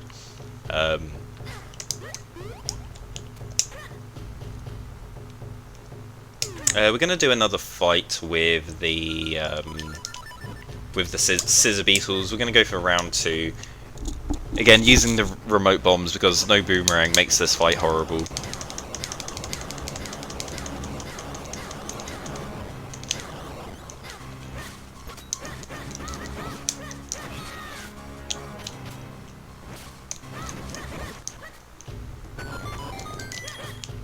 I didn't buy the 300 item, so we get 1 item in the shop. The second item is 600 rupees, which we don't have yet because our max size is 500. We need 1 more wallet to increase our size up to 999, and then we can then we'll be able to get the last item. The last 2 items in the shop are they're both figurines, so we can get 1 figurine from the shop, and we have to find our last wallet.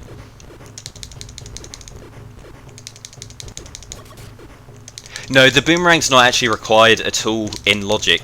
It's just a luxury item, and I would like to get the boomerang so that I could do some fights a bit easier. But I've done all of the fights that become easier with the boomerang, so it doesn't actually matter if I pick up the boomerang after this.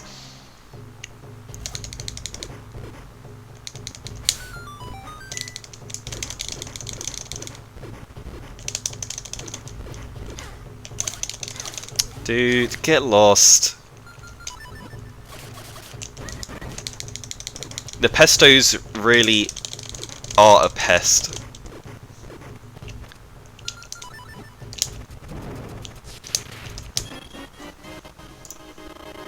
Oh my god, my game's lagging so much.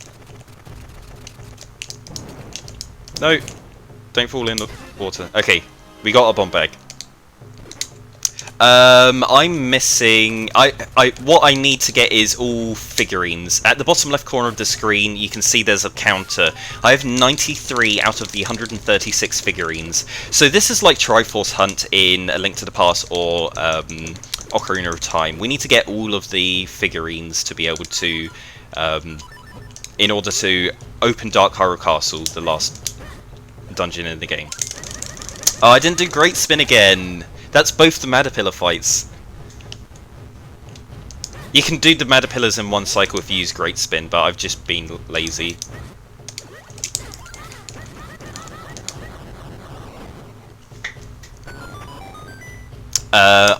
Yeah, we are also looking for our last boss key for Dark Hyrule Castle. We can't actually fight Vati until we get that. And... yeah, I guess we're going to have to do the double Madapillar fight, but we're not going to do it right now, because that takes forever to go and get. Yeah, so we've done everything here except for Blue Chew and this last ice block. So I'm going to save here to check what this ice block is. If this is junk, then I can save scum, and we get the key back in case we want to go fight Octo. In case we want to go fight Blue Chew. But I'm going to put off Blue Chew and Octo for now. They take a long time to do, and it's not guaranteed that they have an item. Menuing's hard. You're kidding me! Right, there's our second book. But in Temple of Droplets we picked up the flippers, so we have a bunch of flippers checks in the overworld that we can go do now. So, time to backtrack everywhere that we've already been to be able to swim.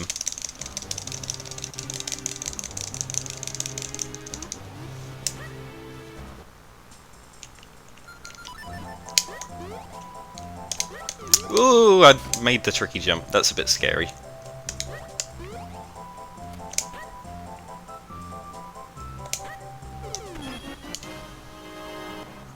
Yeah, that cave is awful in vanilla. Well, you do have the boots, so the boots make it a lot easier being able to just use the boots to do the ice movement.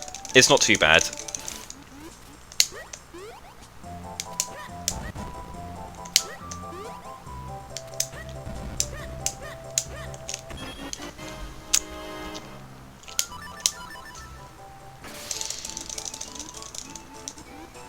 Right, we've got one more check here in Lake Hylia. It's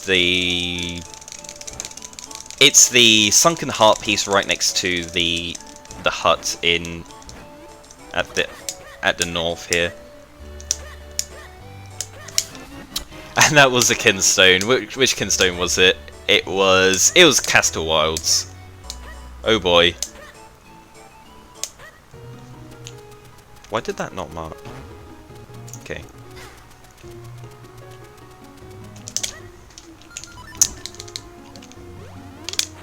Oh, we can also go to all of the waterfalls now where the hidden scrolls are for increasing your spin attack. I think this guy gives... was this Split Blade? Yeah, Split Blade increases the speed that you can create clones. We've already picked up... oh, we're at 10 scrolls already! We've got all of the scrolls we need. Not really looking for any more.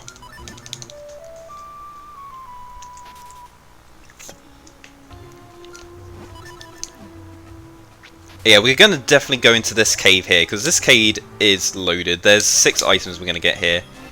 2 in each of these ponds.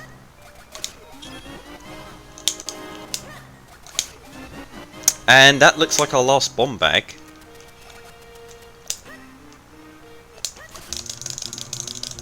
We are looking for another wallet and then a few kinstones.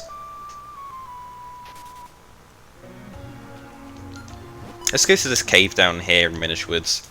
With the ocarina, we're just going to be doing a lot of fluting around to spots we've already been, but have now given us access with the flippers.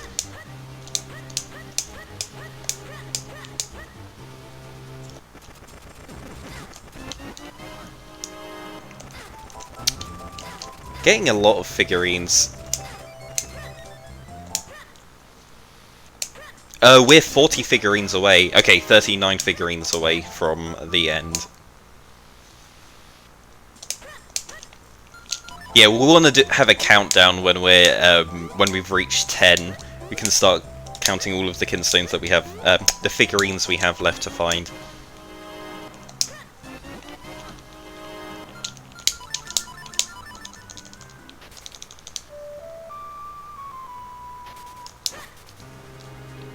Let's go to town, because town's got a few things to do.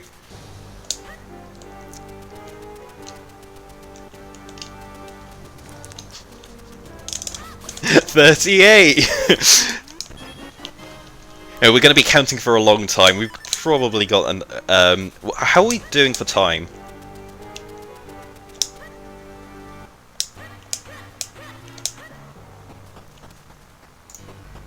We're 1 hour 46 into this.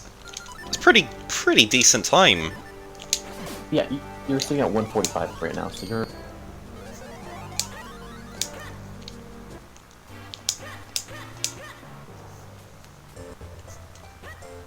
What am I doing? I was completely not paying attention there. We don't go and talk to Yalari yet, because we don't have our last book, but we can go into the cave underneath the library.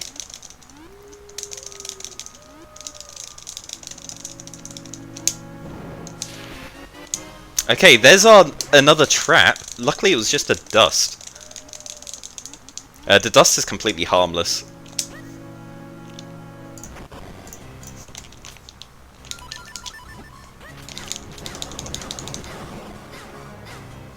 Dude, let me through.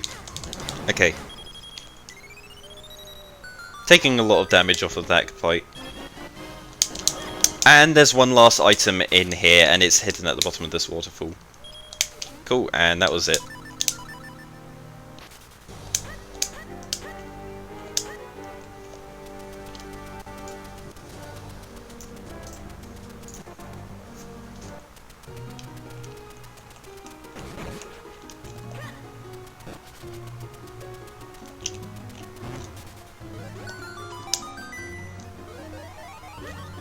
So it looks like the next item we're going to pick up will be the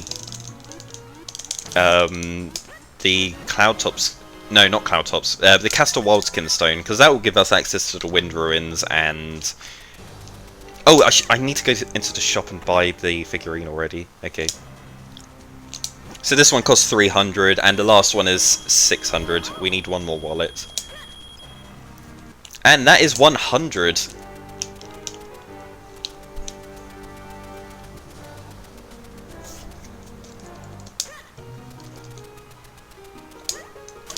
We are at 100 figurines out of 136.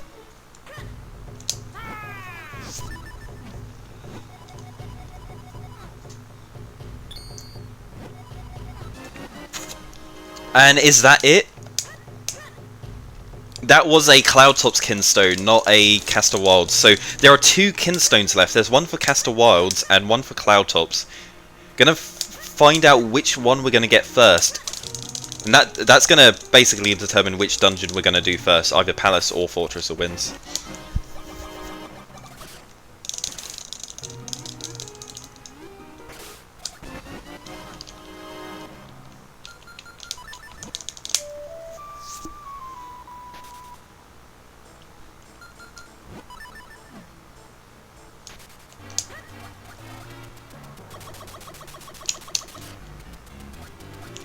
So we got a few more checks here. I think this is pretty much it, is these checks here in Castor Wilds. If it's not here, then we have to go back to Temple of Droplets and fight Octo. Oh, I'm dumb. I've already pushed the block over.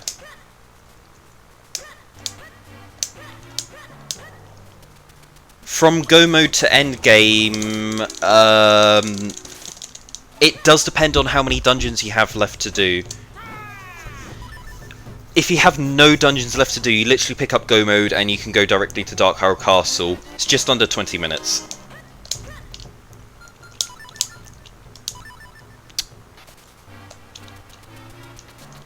I forgot to get these when I first came here. So there's 3 hidden items here.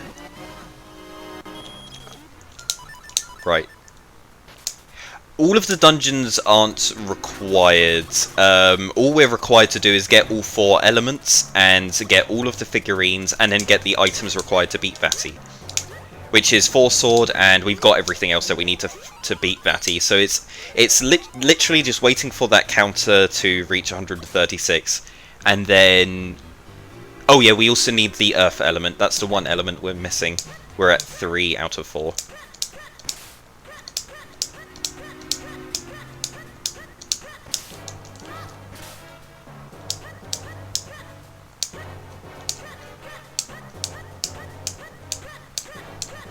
I've done several of these max settings, and I've managed to do them in all of them in under 3 hours 15. I'm really aiming to get this one done in under 3 hours. That would be fantastic.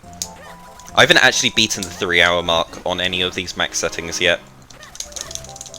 The end game does slow down quite a bit, and it will take like over an hour to probably end from this point.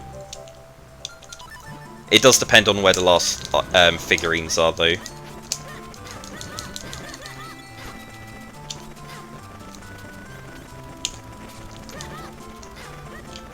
Okay, there's a kinstone.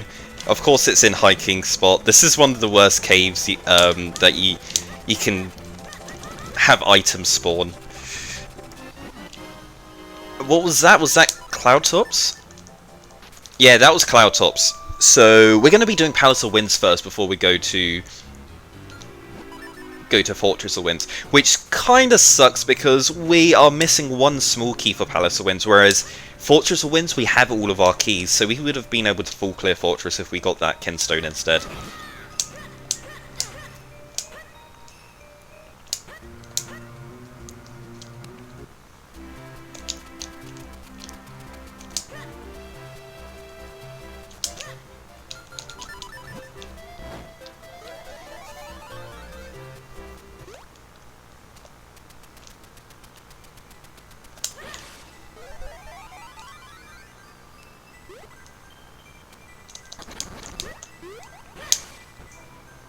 Yeah, we just ran past the big Goron.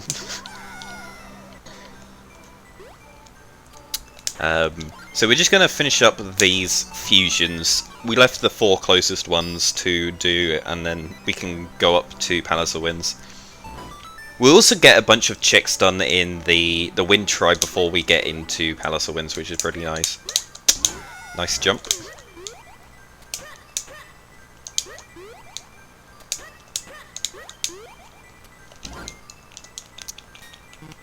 I can't menu.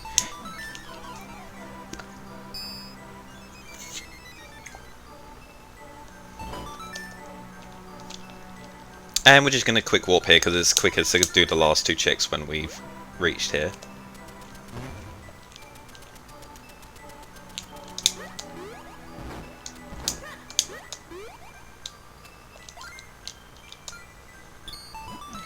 Oh, hopefully I find the last small key in Wind Tribe. It would be really nice to do that.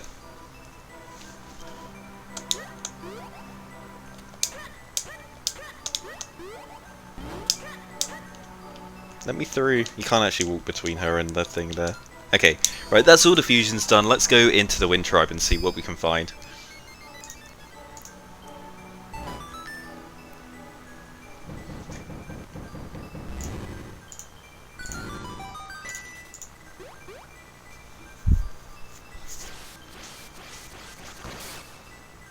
We're still also missing the big key for Cave of Flames, so that could come up at some point, and then we'll have to go to Cave of Flames to get the to beat Glee Rock. I don't want to activate that. I won't be coming back. Why did I go that way? Okay, we've already saved Greagle, so we're going to talk to him a second time and get a second item off of him. It's 105, so we've got another 31 figurines to find. I don't know where 31 figurines are going to be. I'm looking at my map tracker and there's not really much that's left. There's got to be a load in here.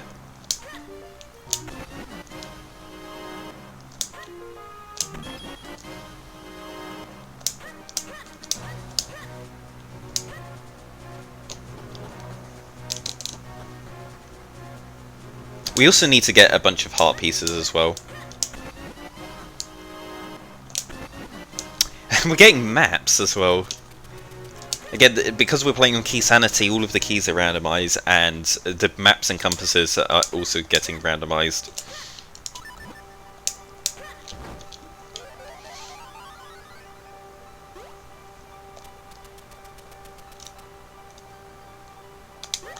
Yeah, honestly, the rest of the checks and items available... Dude, get lost. I can't even deal with you. Normally you switch to Boomerang to hit that guy if he gets in the way, but I didn't have it. Get lost.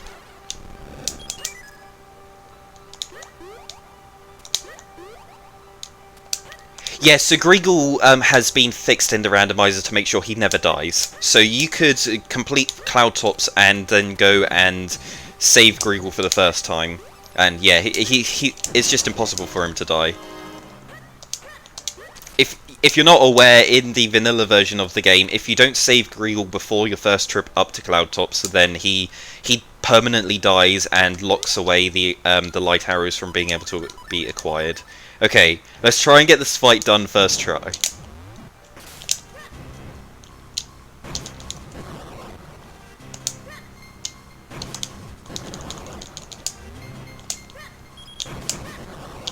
Okay, let's go.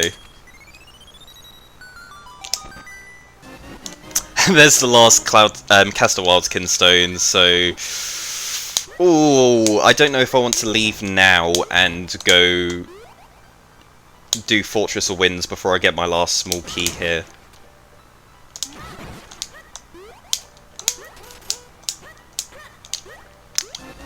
Okay, there's 4 figurines here.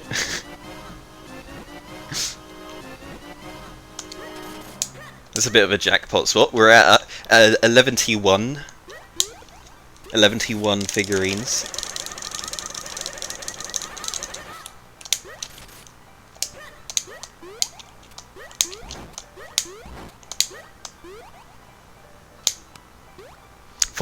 Palace of Winds is one of my favourite dungeons to play. It's just really fun to do the execution for this dungeon.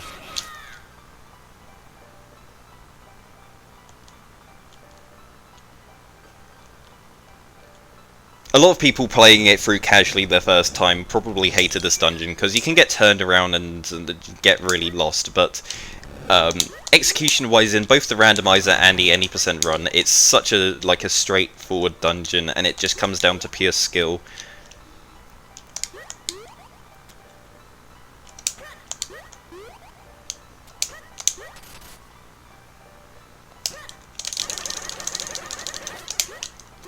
Oh yeah, also the mailman. It's great to watch what the mailman does when we're going through this.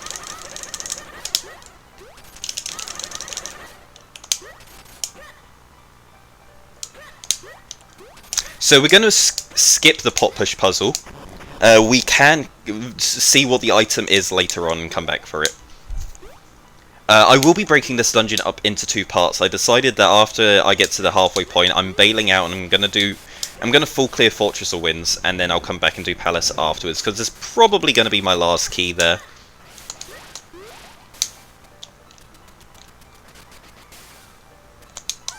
No.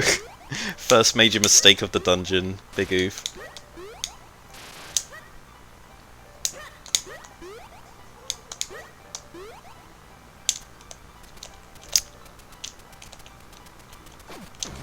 Okay, that's junk. Is that the... That's a Cave of Flames boss key? No, it wasn't. It was... It wasn't Dark Horror Castle. It was Cave of Flames. Okay, my tracker just took too long to update. What am I doing?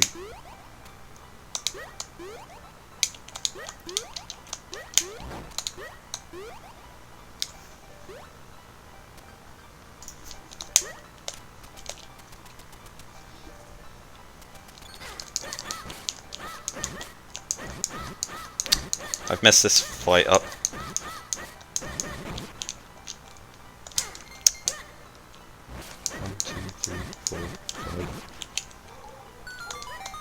Yeah, I got the swag jump, let's go.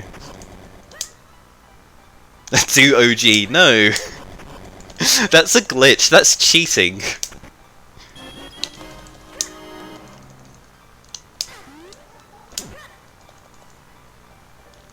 Now I want to show off the glitchless strats.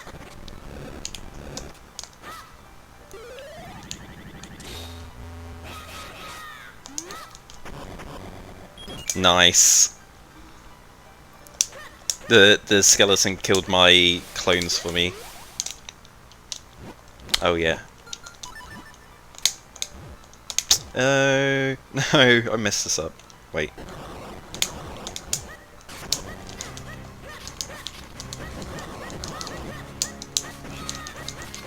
Let me through. A bit of a sloppy fight, that can be much better.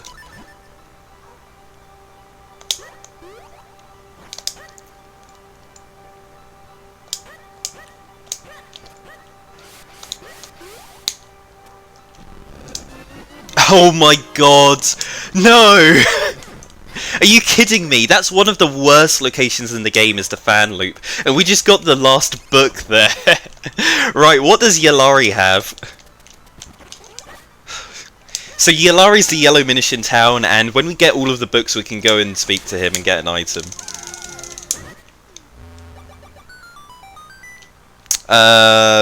Okay, we got that check done. I want to leave now. Because we can't actually go to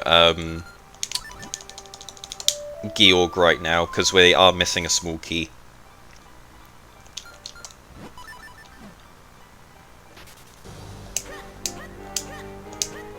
Right, let's go and read a book.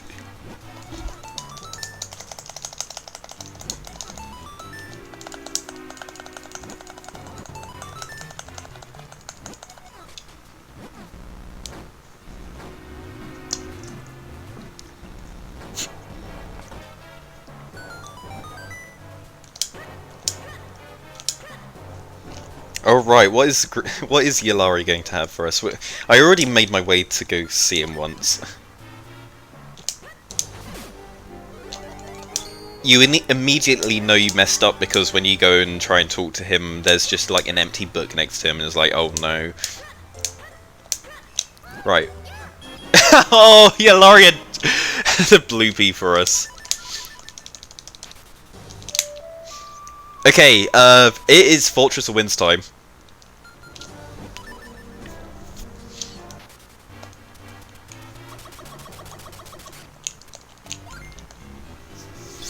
Oh, so another thing the randomizer does that is a quality of life improvement to the vanilla game is boots are bound to the L button, so you don't actually have to equip boots to be able to dash, which is super handy. Oh no! No! The tracker's stealing my kinstones away. Stop it.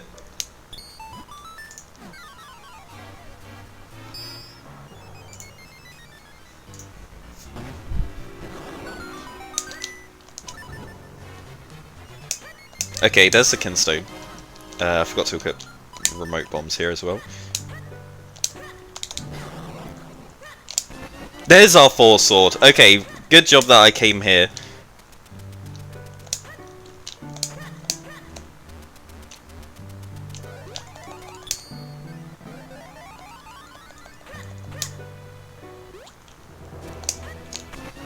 And there's the earth element as well. Wow. So 2 of our Go mode items were here. We're still not at go mode yet. We're going to be at go mode when we've hit all of our figurines. So that's the last thing we need to do, is just hunt down all of the figurine locations.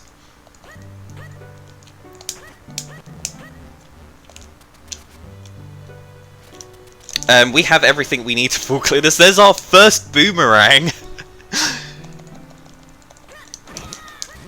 Gonna be finding a second boomerang in here, right?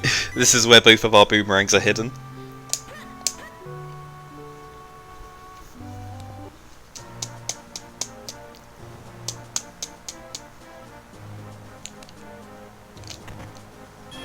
And just 20 rupees up here.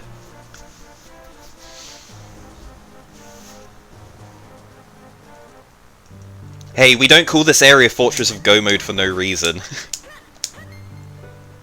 Yeah, the Minish Cap racers love to call this area Fortress of Go Mode, and always hope that it's gonna be loaded with stuff.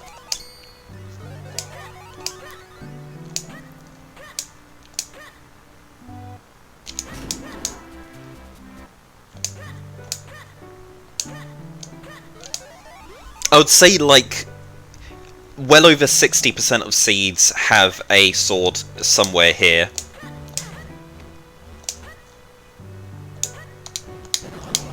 And remote bombs also OP, killing the Armos Knights in one hit. Did he just walk up to him and down smash?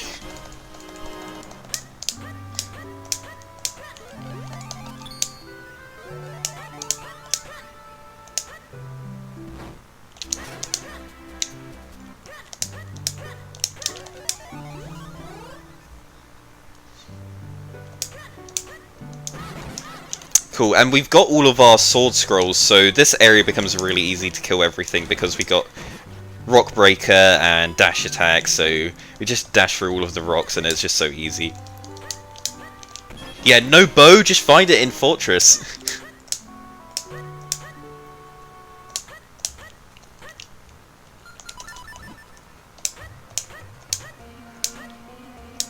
What's that? That was a small key. Was that for Palace? No, it wasn't. That was for... Okay, we're at 4 for Dark Hyrule Castle. Oh, that's what we're also missing. We're missing the big key for Dark Hyrule Castle. But yeah, so the key I just picked up was for Temple of Droplets.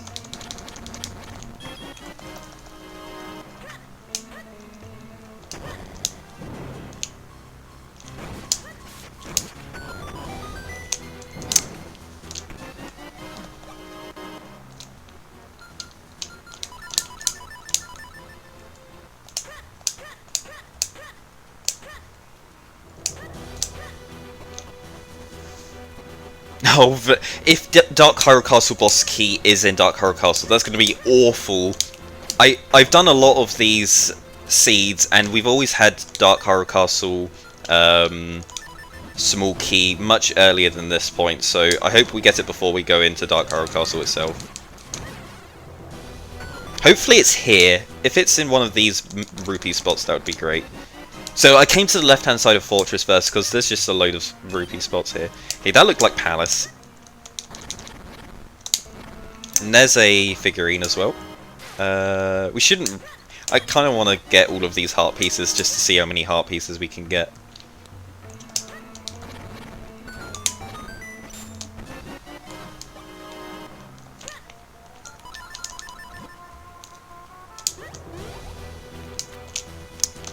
Missed the cycle. That's a really tricky cycle to hit, especially if you don't have the bow butterfly and have to do boot cancelling. So without the boot butterfly, without the boots butterfly? I wish there was a boots butterfly. Without the bow butterfly, to speed up shooting arrows, you have to use the boots to cancel your the animation after you fire an arrow. You just tap L on the controller. It's conceptually easy, but it takes practice.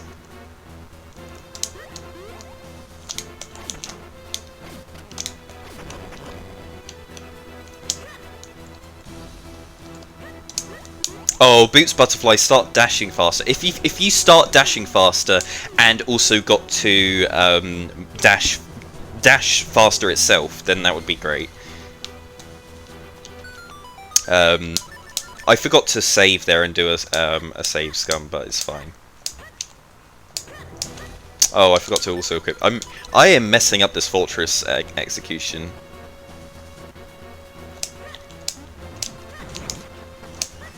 We got Vati 2 music playing right now.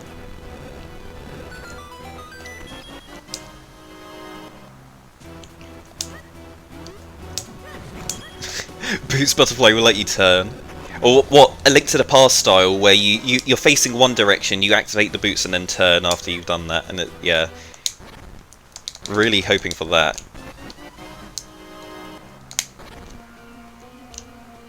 It always screws with everyone that's starting this game afresh. Okay, we're at 9... Wait, no, we're not at 9. We're at 19 figurines away. Oh my god, there's so many figurines we still need to get. I thought it was 9 for a second there. I was like, wow, we're really close.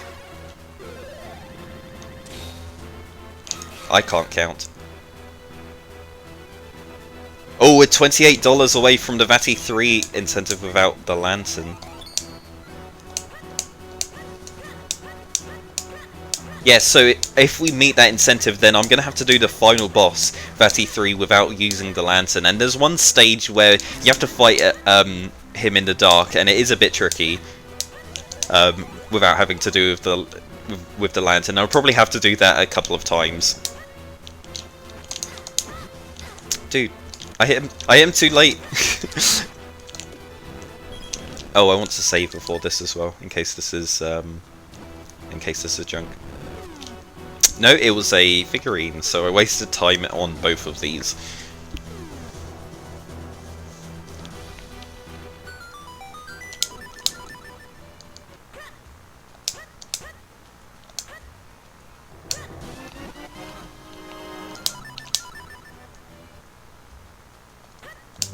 So we are going back to Fortress just in a second. There are 2 spots that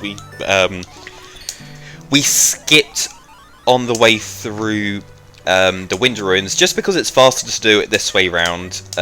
We can, after we've collected the items here, we can quick warp, and it will take us back to the Fortress of Winds. But if we were to do this on our way through Fortress, we'd have to backtrack through all of this section as Minish, and it takes a lot longer when you're doing it as you first enter this area. Ooh. Rolled the wrong direction. I'm gonna check this before I jump. Oh, there's my 4th book. So, lucky we've already got all 3 of our books, because yeah, that was a trap item there.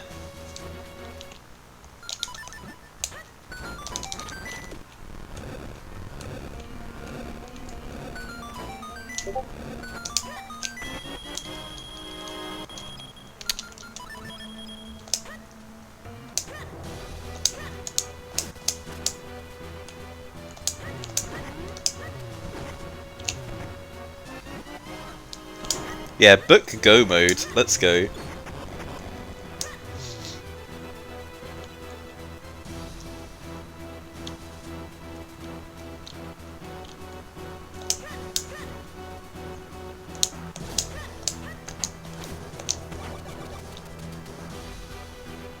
This seed's not going to give me my bow butterfly for ages, isn't it? I just feel it right now. Oh, I forget I've got 4 swords. There's only 3 hits on the regular Dark Nuts.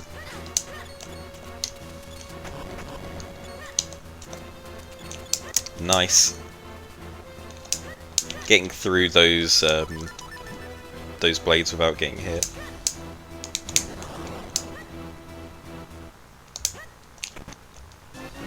There's our last wallet. Now we just need some money, and then we can buy the a figurine from the shop. So remember, when we're looking for our figurines, we've got 1 left in the shop.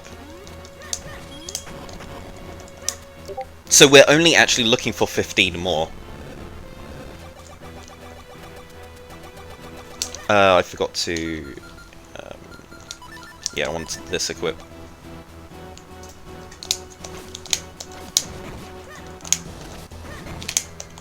Ooh, that was close. Nearly got grabbed. I want that money. Need to be grabbing money on the way through.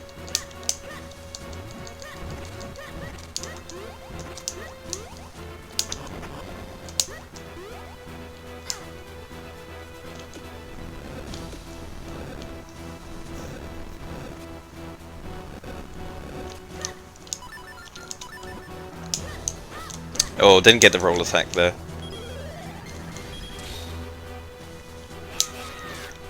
Oh, so one of the things with the Minish Cap Randomizer as well is there's a lot of puzzles like involving clones that just don't work if you have a high level sword. So I've got the 4 sword right now, which means I can create 4 clones, but I can't actually do the puzzles here in Fortress of Winds with 4 clones. You're intended to only have 3 when you not 3. You're only intended to have 2 when you come here. So the randomizer forces you to have a maximum amount of clones when going to certain areas like this dungeon.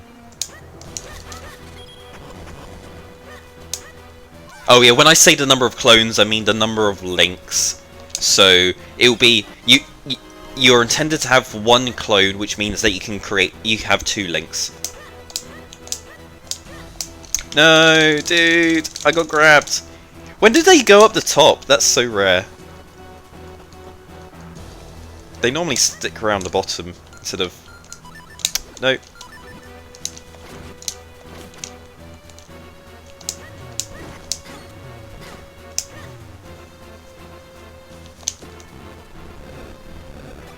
Yeah, you're only intended to have 3 swords when you come here.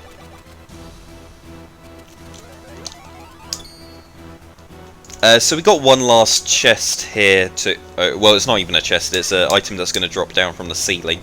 And then we'll know if... we'll probably go and do Mazal along the way, because Mazal doesn't take too long.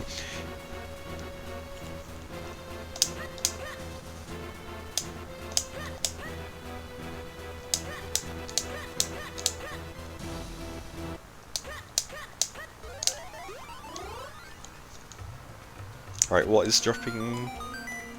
Oh, I kind of want that. I'm greedy for health right now. What am I doing? Yeah, that's good. Cool. Right, let's go fight Mazal.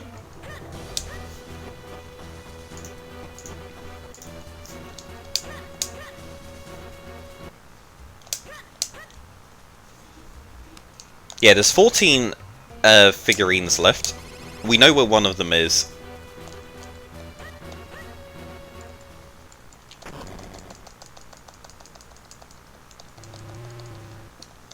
Oh yeah, let's show off remote bomb strats on Mazal. This is actually going to be a bit tricky without the bow butterfly, because I'm so used to using it.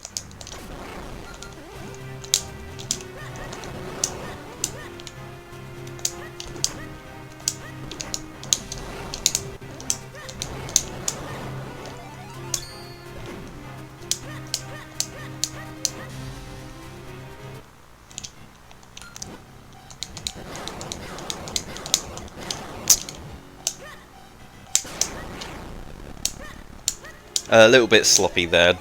I didn't have quite the right movement when walking around. Oh, dude, get lost.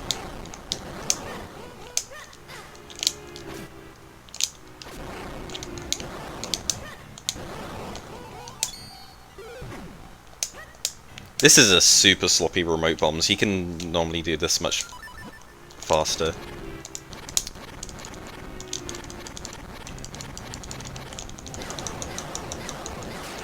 Oh no, okay, I'm gonna get grabbed. Oh, using the remote bombs is so free. You can only, you basically do 3 lots of damage to him and then switch, and you place one down and wait for him to, wait until you're outside the room. I did it again. This is such a bad boss fight.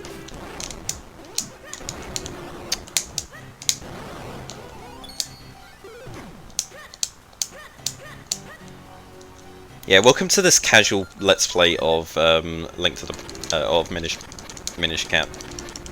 Nearly said A Link to the Past there. 1, 2, 3, 4. Okay, and that is Fortress full cleared. Now all we have left to do is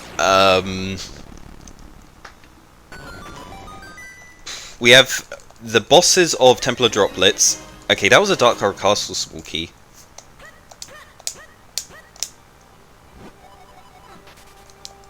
And we got a figurine on Mazao. So Mazao was required. We didn't waste time doing that. Wait, was that a Dark Horror Castle small key? No. Oh, it was Royal Crypt. Okay, we want to head over to Royal Crypt now. Yeah, it said Royal Crypt. But we'll go to Link's house first, because we need to get some... Actually, no, that's dumb.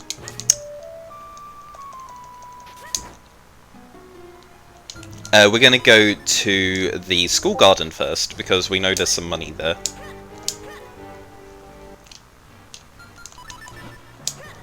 Also, I accidentally had the sword on the wrong button there. I had to quickly get that off the B button, because the B button is the incorrect button to have the sword on. The sword is supposed to be on the A button when playing this game.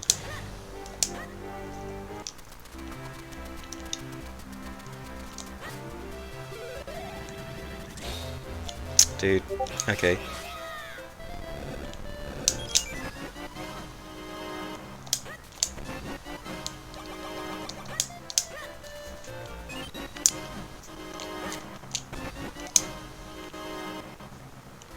So we got a $5 donation from Anonymous, who is donating for the troll on the Minish Randomizer. Didn't get as lucky as we could have.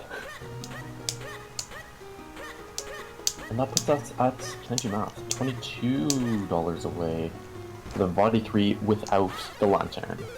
So almost there.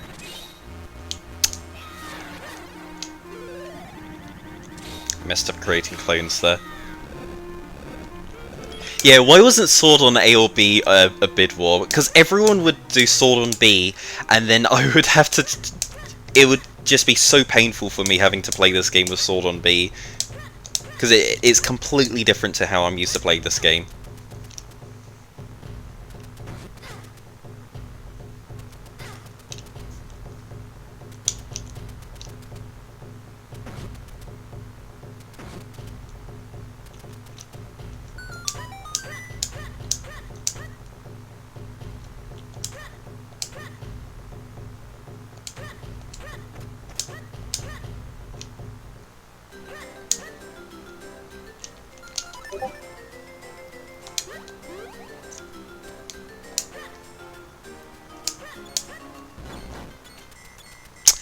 We also have all of our small keys for Palace of Winds, so we should probably go up there.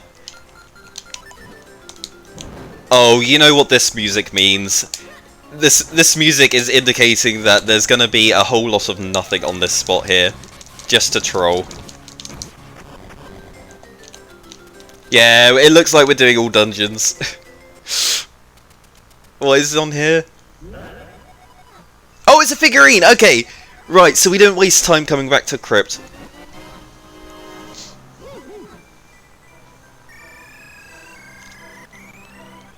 But we will go to Palace of Winds.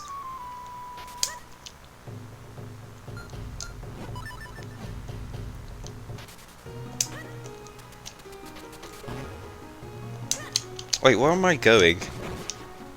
I even do this for any percent. What? Okay, that was the weirdest movement I've done to go to Palace of Winds before. Cool.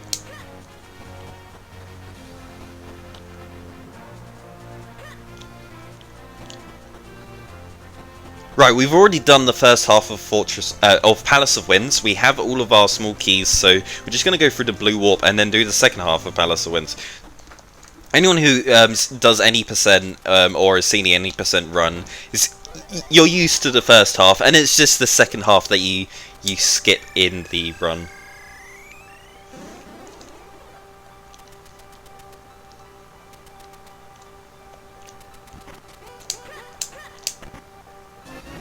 Right, there's another one. Okay, we're at 10.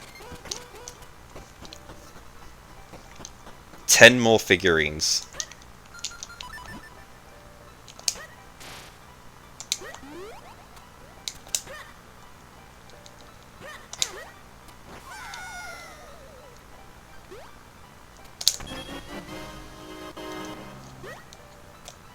Hey, I don't miss that chest anymore, okay? It was when I used to run glitchless, we used to avoid that chest, and that's why I missed that chest one time in a race, okay? And it wasn't even a race, it was an async that I missed the Temple of Droplets. Dark room chest.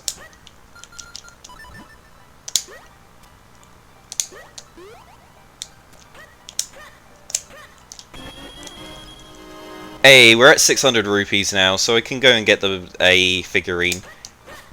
We'll probably leave that as our last figurine in the shop.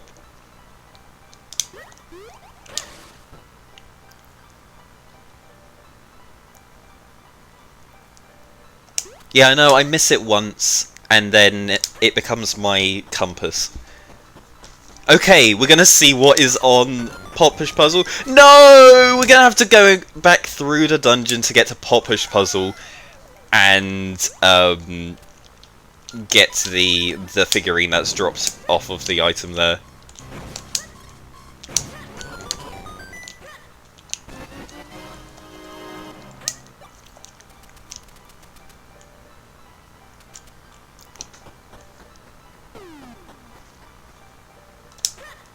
Yeah, that figurine's just taunting us right now.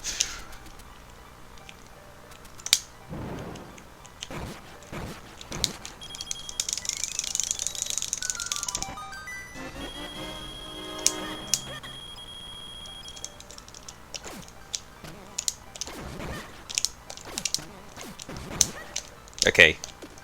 This is fine.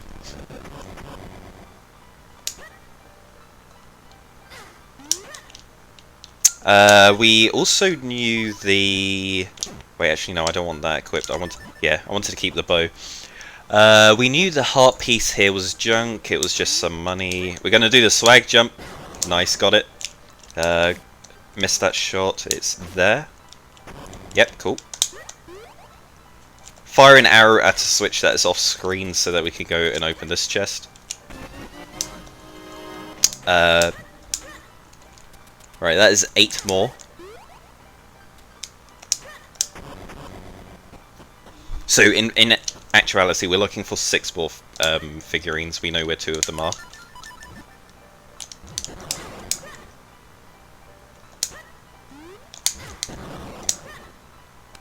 Oh yeah, I wanted the cape here.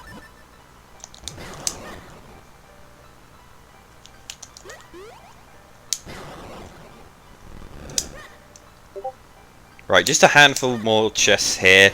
There's the big key for Dark Hyrule Castle. Yep, very nice, let's go. That was the last boss key that we could get. Let me push this... I'm sliding past this block. There we go. Cool.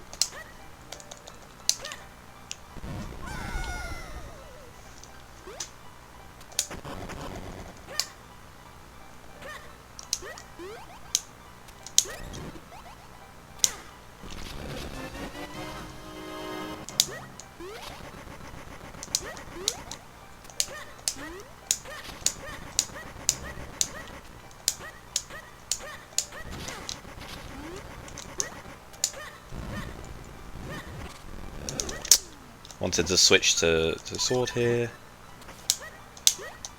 Okay, last chest of the dungeon. Is there going to be anything in here? Getting really bad with my jumps here. Okay.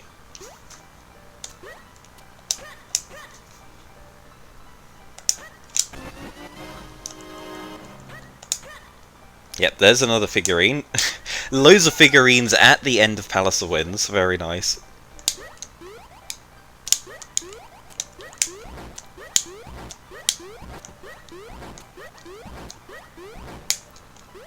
Right, time to go and fight Georg.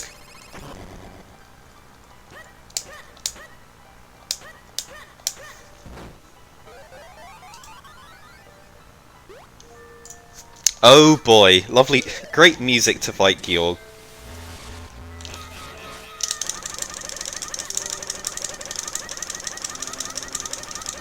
Yeah, so this is the game over screen music.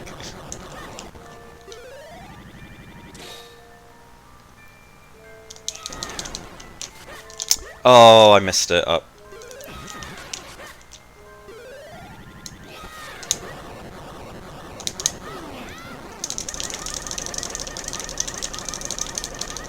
Yeah, so we're going to be making use of the down strike to basically not have to make any clones for this fight.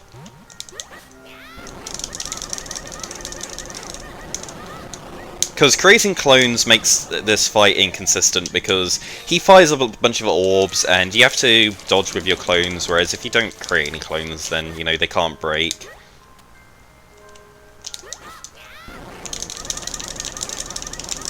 And with the Force Sword, we can do more than enough damage to progress each cycle of the fight.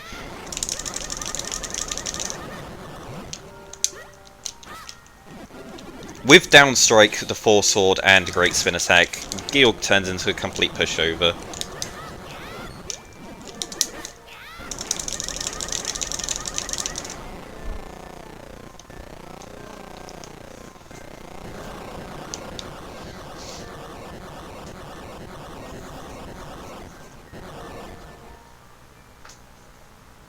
Alright.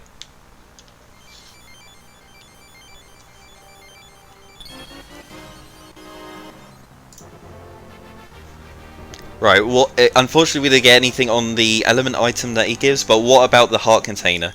Mailman is right in the way. Yeah, okay, so Georg was required. We had to fight him to get that figurine.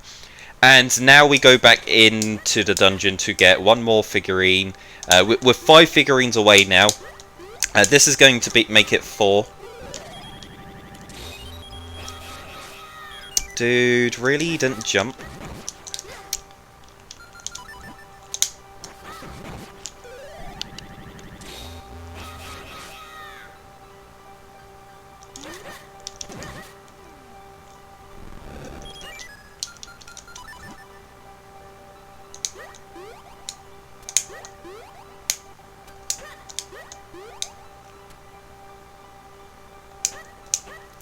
Yeah, unfortunately this last item in Palace of Winds just, if you skip the pot push puzzle and have to go back for it, it takes so long.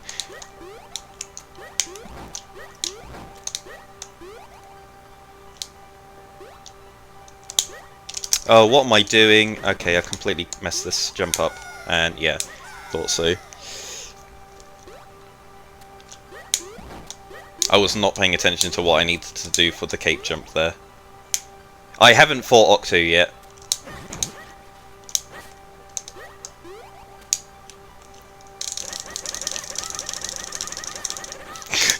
The mailman's just copying us. They're just also moving in directions. I haven't fought Octo yet because I'm last locationing him, okay? It takes so long to go get to him.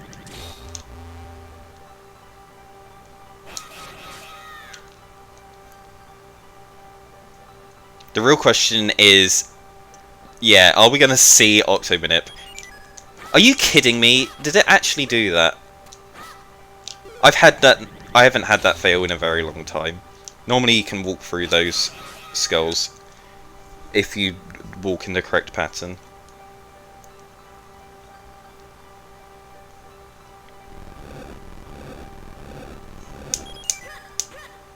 Yeah, I can do Octomanip.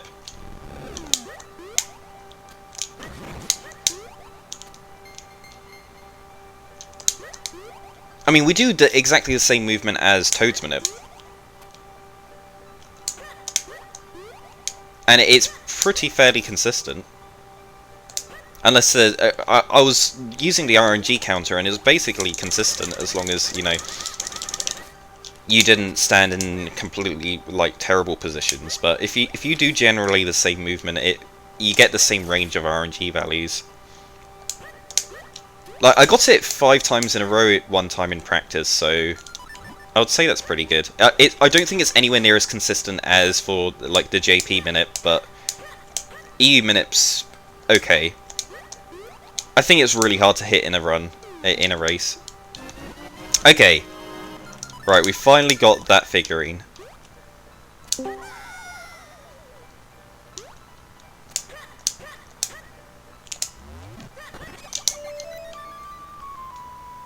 And that is that dungeon full cleared. We're going to go to Cave of Flames. We're looking for 3 more figurines.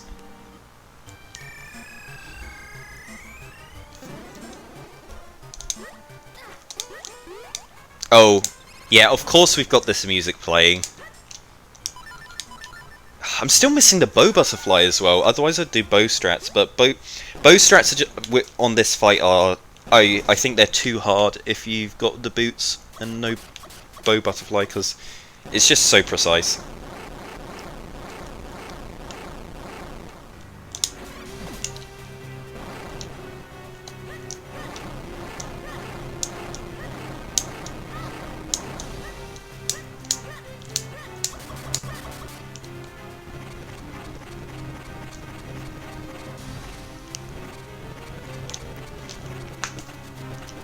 Oh yeah, there's something super special I want to show off when we get to Dark Horror Castle as well. I hope you guys enjoy it, and I really hope it works, because I've only practiced it once.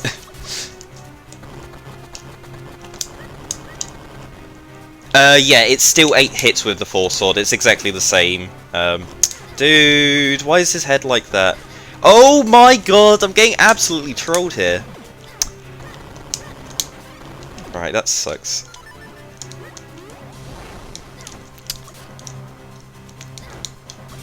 I'm actually going to have to do another cycle. Imagine doing 4 cycle Glee Rock with the Force Sword and cape and everything. Yeah, that's how bad I just got trolled there.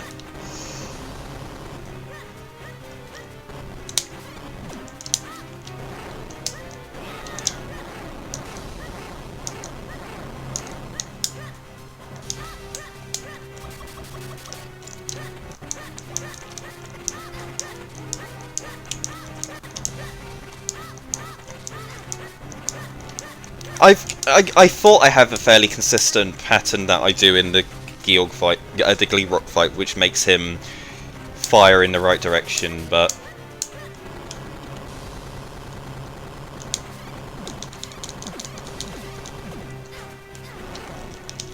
dude. Okay, we got it. We got the 4 cycle. it didn't turn into a 5. Let's go.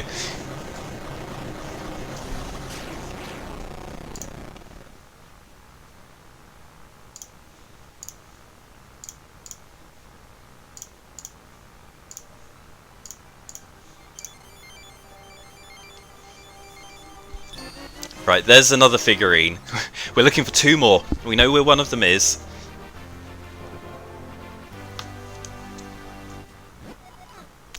If we can get another one here... Oh no, okay.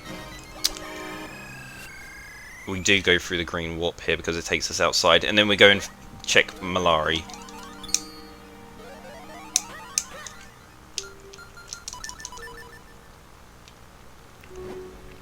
It looks like we're going to have to go back to Templar Droplets.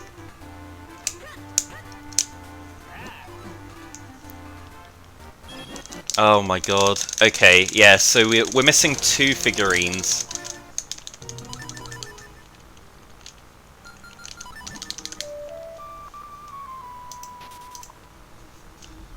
And there's 2 spots left.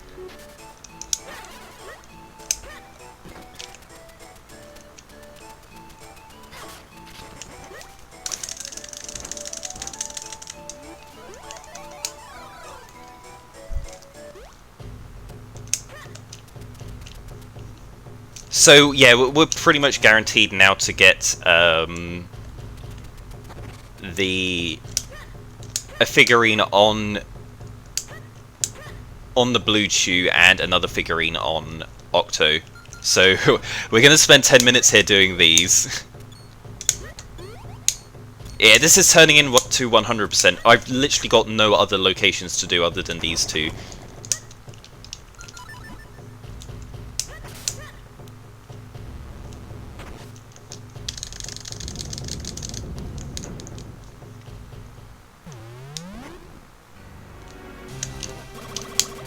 I did skip a heart piece in Fortress of Winds.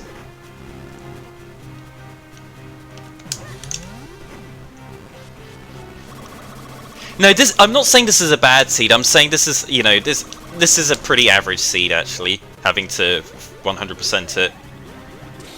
For max settings, anyway. Wow. How many hits did I have to do on the blue chew there? Can I stop lagging, please? That'd be nice.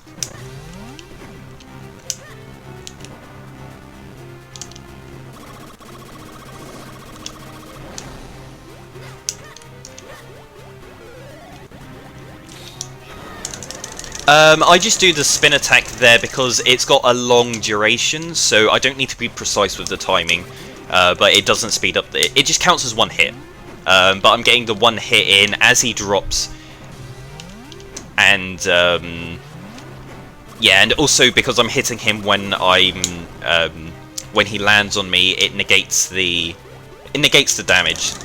So I don't get he lands on top of me, but I don't get like knocked to the side and take damage. Yeah, and it's a bit swag, you know.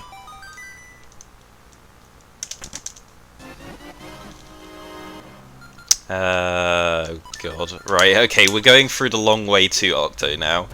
This is gonna be fun. Let's not do that. Let's not activate the first switch. Let's activate the second switch first and soft lock the game.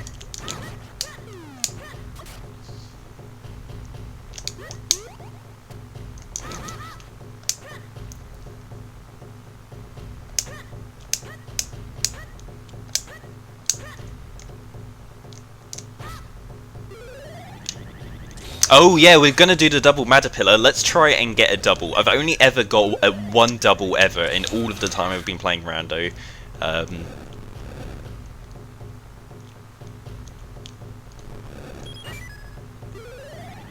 So the double is when you hit both of their noses and make them both vulnerable at the same time, and with a single great spin you kill both of them at the same time.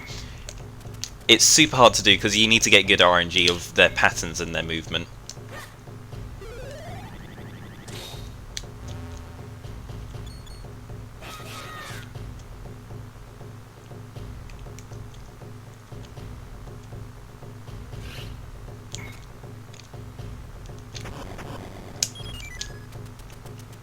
Alright, so we have another donation.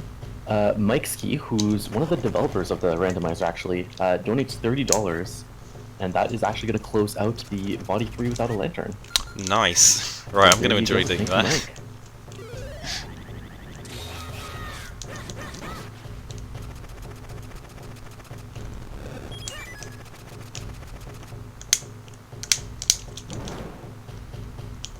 Oh, I've already messed up this room.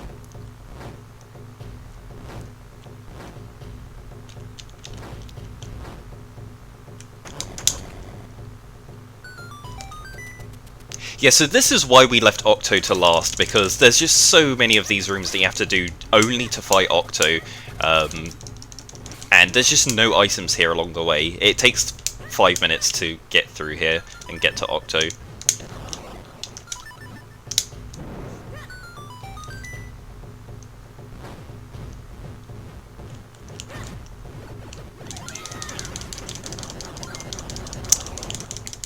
Oh, nearly. Oh, we nearly got a double there. I mean, it wasn't simultaneously, but it was. It would have been pretty good getting them back to back. Mike Sky donated, so thanks, Mike.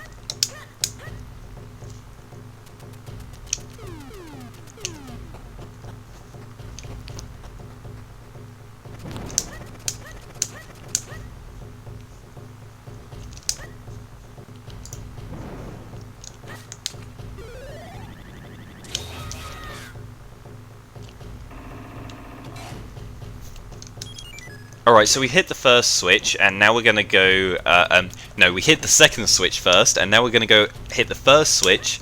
If you do this in a vanilla version of the game, it soft locks the game, because it plays the second cutscene before the first one, and... yeah, that's not supposed to happen. But in the randomizer, it's fixed, so it only plays the cutscenes after you've played, you've pushed this first switch. So we're going to be sat here watching cutscenes for a little while. It's just going to be over a minute of cutscene.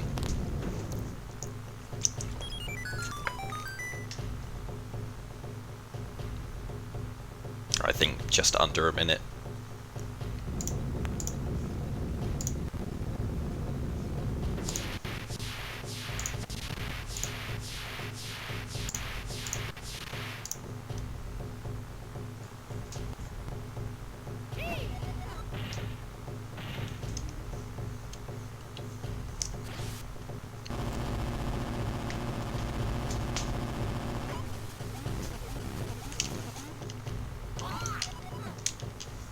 Oh boy. So now it's Octo time. Let's try and get this.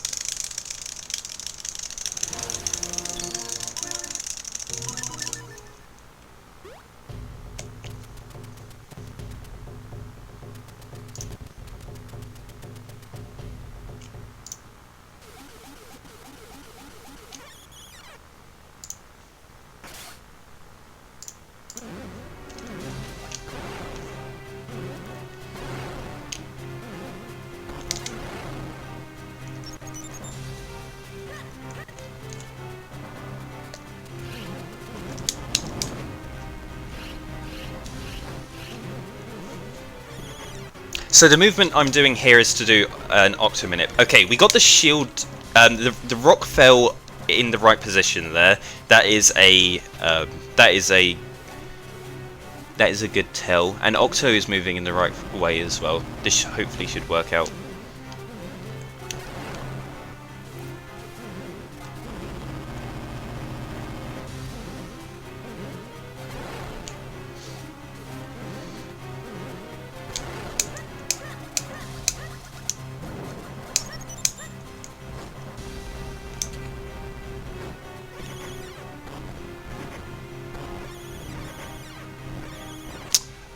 That was 2 rolls and then 3 rolls. 1, 2, 1, 2, 3. Nice. We got it. We got Octo minute. Let's go. The mirror shield doesn't affect RNG at all. It's exactly the same as the regular shield. Basically, the only things that affect RNG are rolling, using the boots, and sword slashing.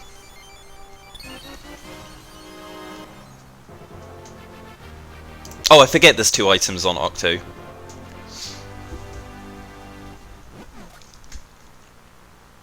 Oh, dude, are you kidding me?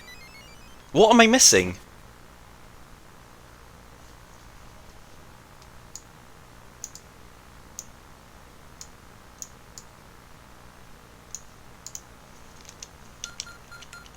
I've actually mismarked something.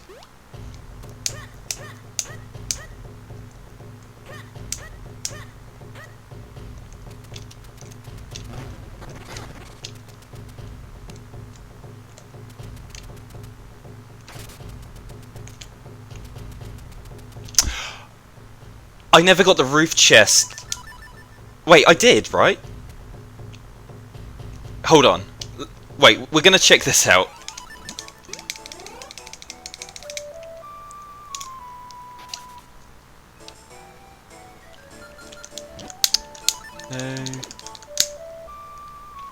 Okay, we're gonna go to the shop and try and find our last item.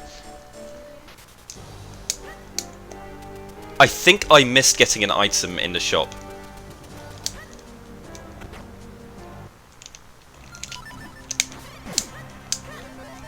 I never got the chest in the roof. I went and got the sword straight away, and then I think I bailed out immediately.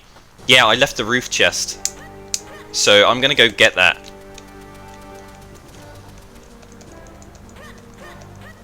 So, oh, Octo was avoidable. Oh, no.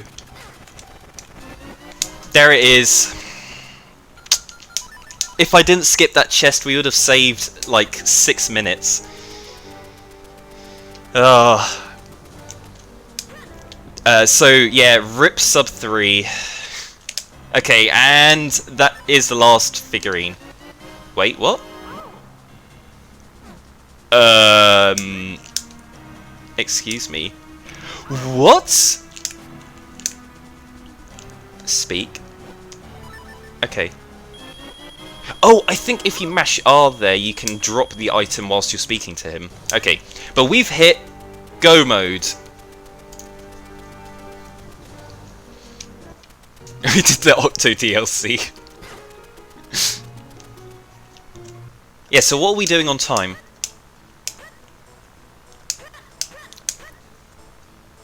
We're sitting at 2:49 right now. Okay, this is fine.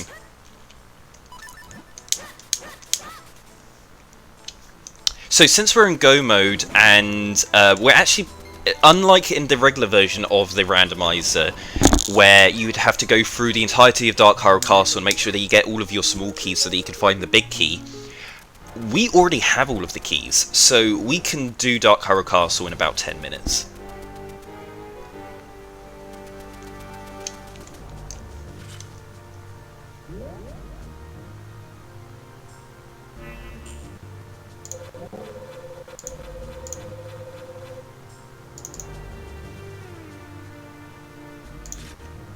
So we've got all of our figurines, we got the elements, and we've got our 4 swords, so we can activate the pedestal here and transform Dark Hyrule Castle and open it up, so we can now do it. I did the frame perfect EU exclusive glitch. Oh right, the dropping the item in the shop. Not a glitchless run. We've done a couple of glitches this run. We did the bottle glitch in the bomb fairy, and then we also did a few roll lifts.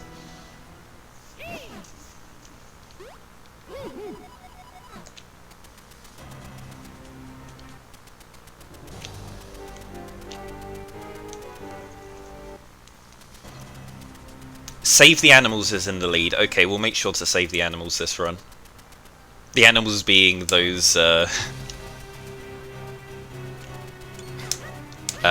what is his name? Prosto or something like that, and the 2 guards.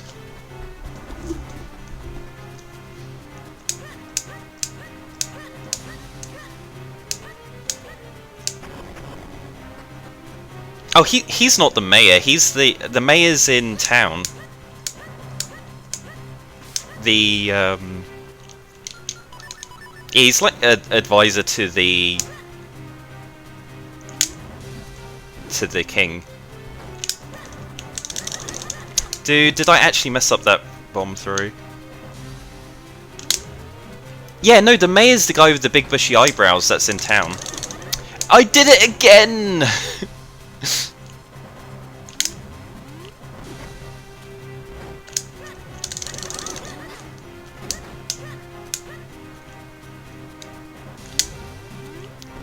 It's actually faster to do the spin attack. Fine, I'm doing it.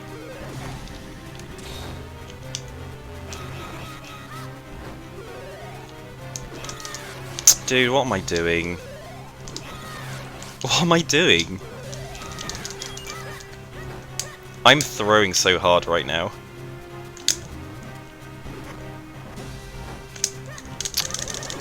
No, I got the bomb throw, but I missed the sword swipe.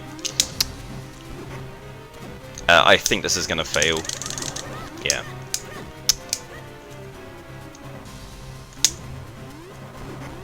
Oh, right. Is that one of your hilarious Minish cap in jokes?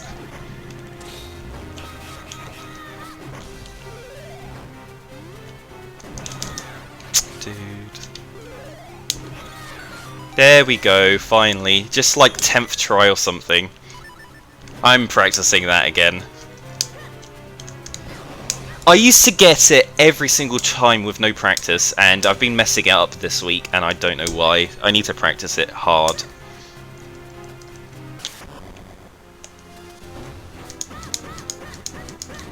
Why am I doing that? Yeah, so there's some muscle memory there. Normally you go right and go out the room to the right, but we're not opening any chests here at Dark Hyrule Castle because we're in go mode. We've got everything we need. We're just gonna go fight Vati.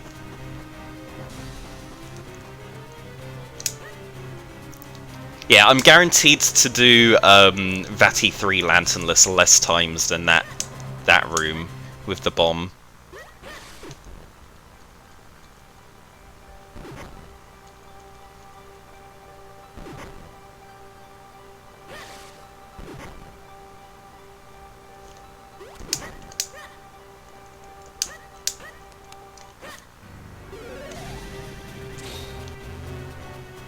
Oh yeah, yeah, I love it when people are like, oh, my game reset in Dark Horror Castle, and it's like, are you playing on VBA?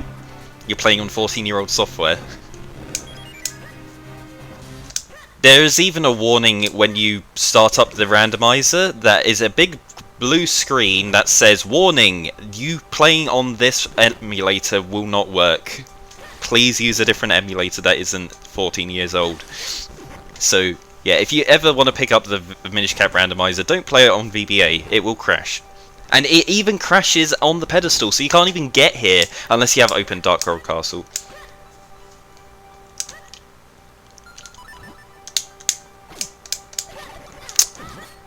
We're also missing the bow butterfly, so the Vati 2 fight's going to be a bit tricky.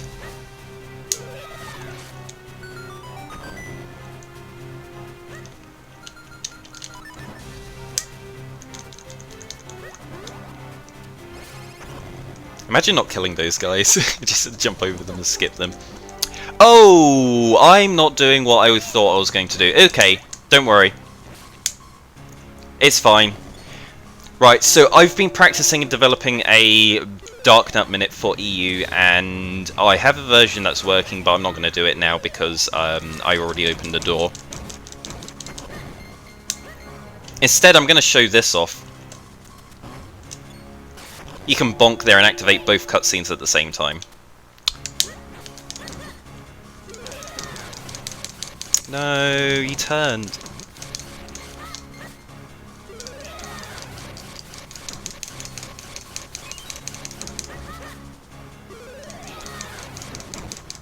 Okay. So Great Spin might seem like a bit of a newbie strategy there, because you're just like slamming against them, but it is actually the fastest way to deal to kill them.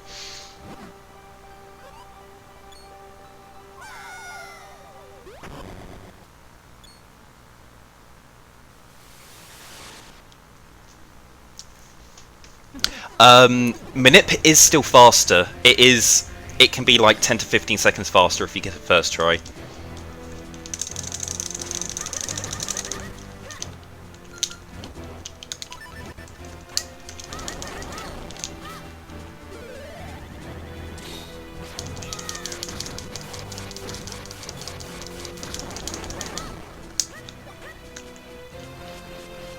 Right, now onto Vati 1. And that is a quick kill. That was a very fast Vati 1, I'm really happy about that.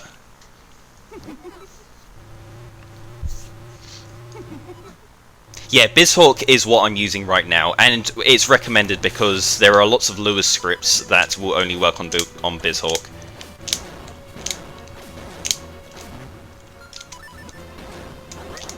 And we're going to use the cape there to just do that first cycle because it's slightly faster to use the cape.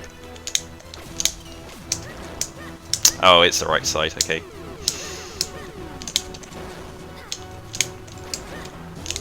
Really? Getting trawled a bit by Vati 2.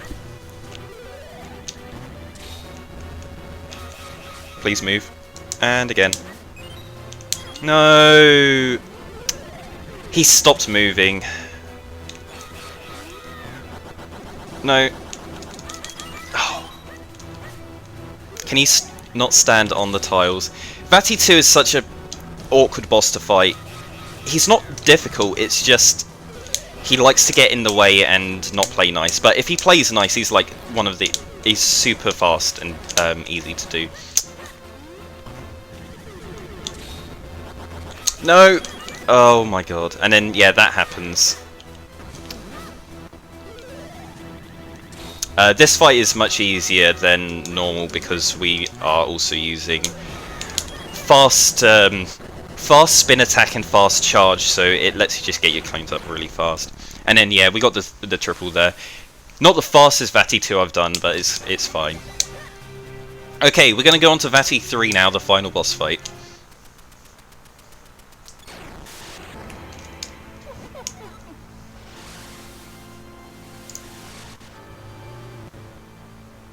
Oh, we're just missing out on sub 3. This fight takes 2 minutes to do, and we've only got 1 minute.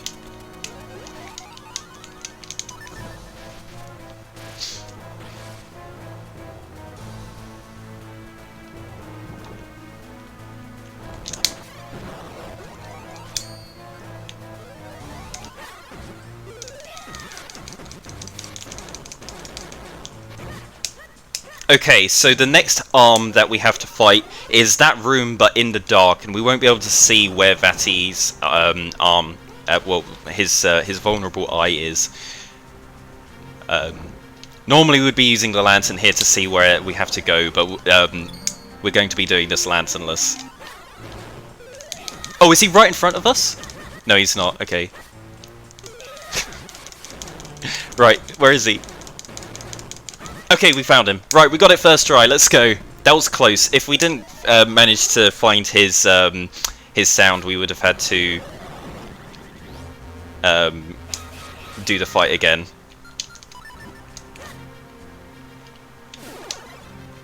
And yeah, we're on to the final stage of Vati 3 now. We're just going to throw remote bombs at him, and then we'll be coming up on time on the third hit.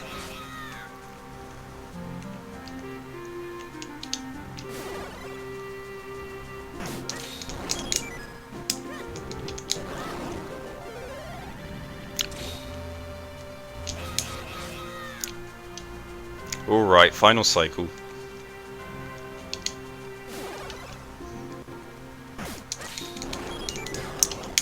And...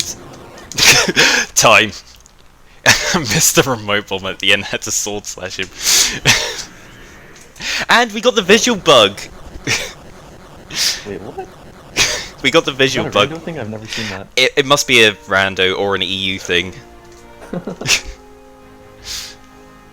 Amazing. That was a 3:01:07. Yeah, that's the fastest I've done max settings. I've been really trying to get a sub 3. That's the closest I've got.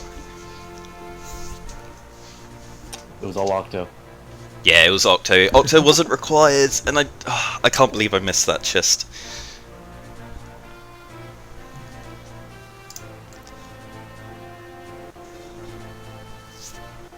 Alright, I think we're gonna wait out the stats screen.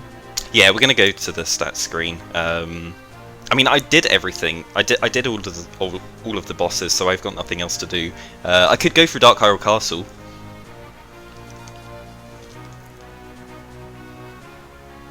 Let me just skip through to the credits. So here's the credits for the randomizer section after the main game.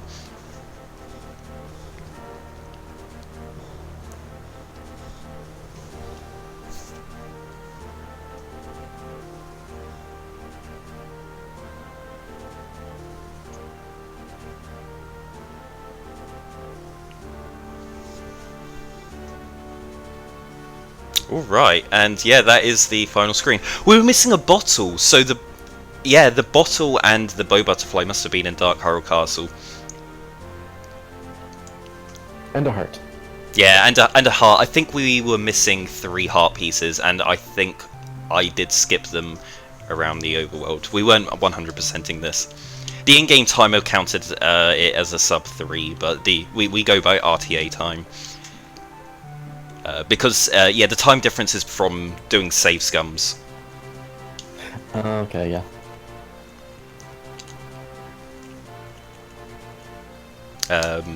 Yeah, so when did we get our swords? We got a sword at 7 minutes 13. Got a blue sword at 34 minutes. Yeah, red sword at 30 minutes is fantastic. 4 sword at under 2 hours. Cool. Rolls 5,000. we get some mileage. Yeah, we do get some serious rolls.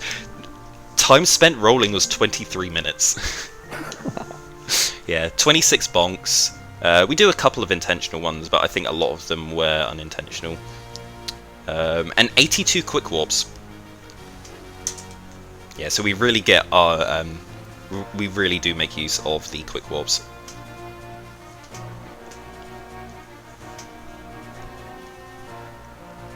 But yeah, I can fill time. We can I can save the game and go back into Dark Coral Castle and check out where the last items were. You still have a bit of time, but the next runners are ready, so... Oh, if they're ready, then we can hand it off to them. Sounds good. Any last words? Yeah, thanks very much for getting the run into the marathon. It was really enjoyable to show off the run for you guys. Hope you enjoyed it.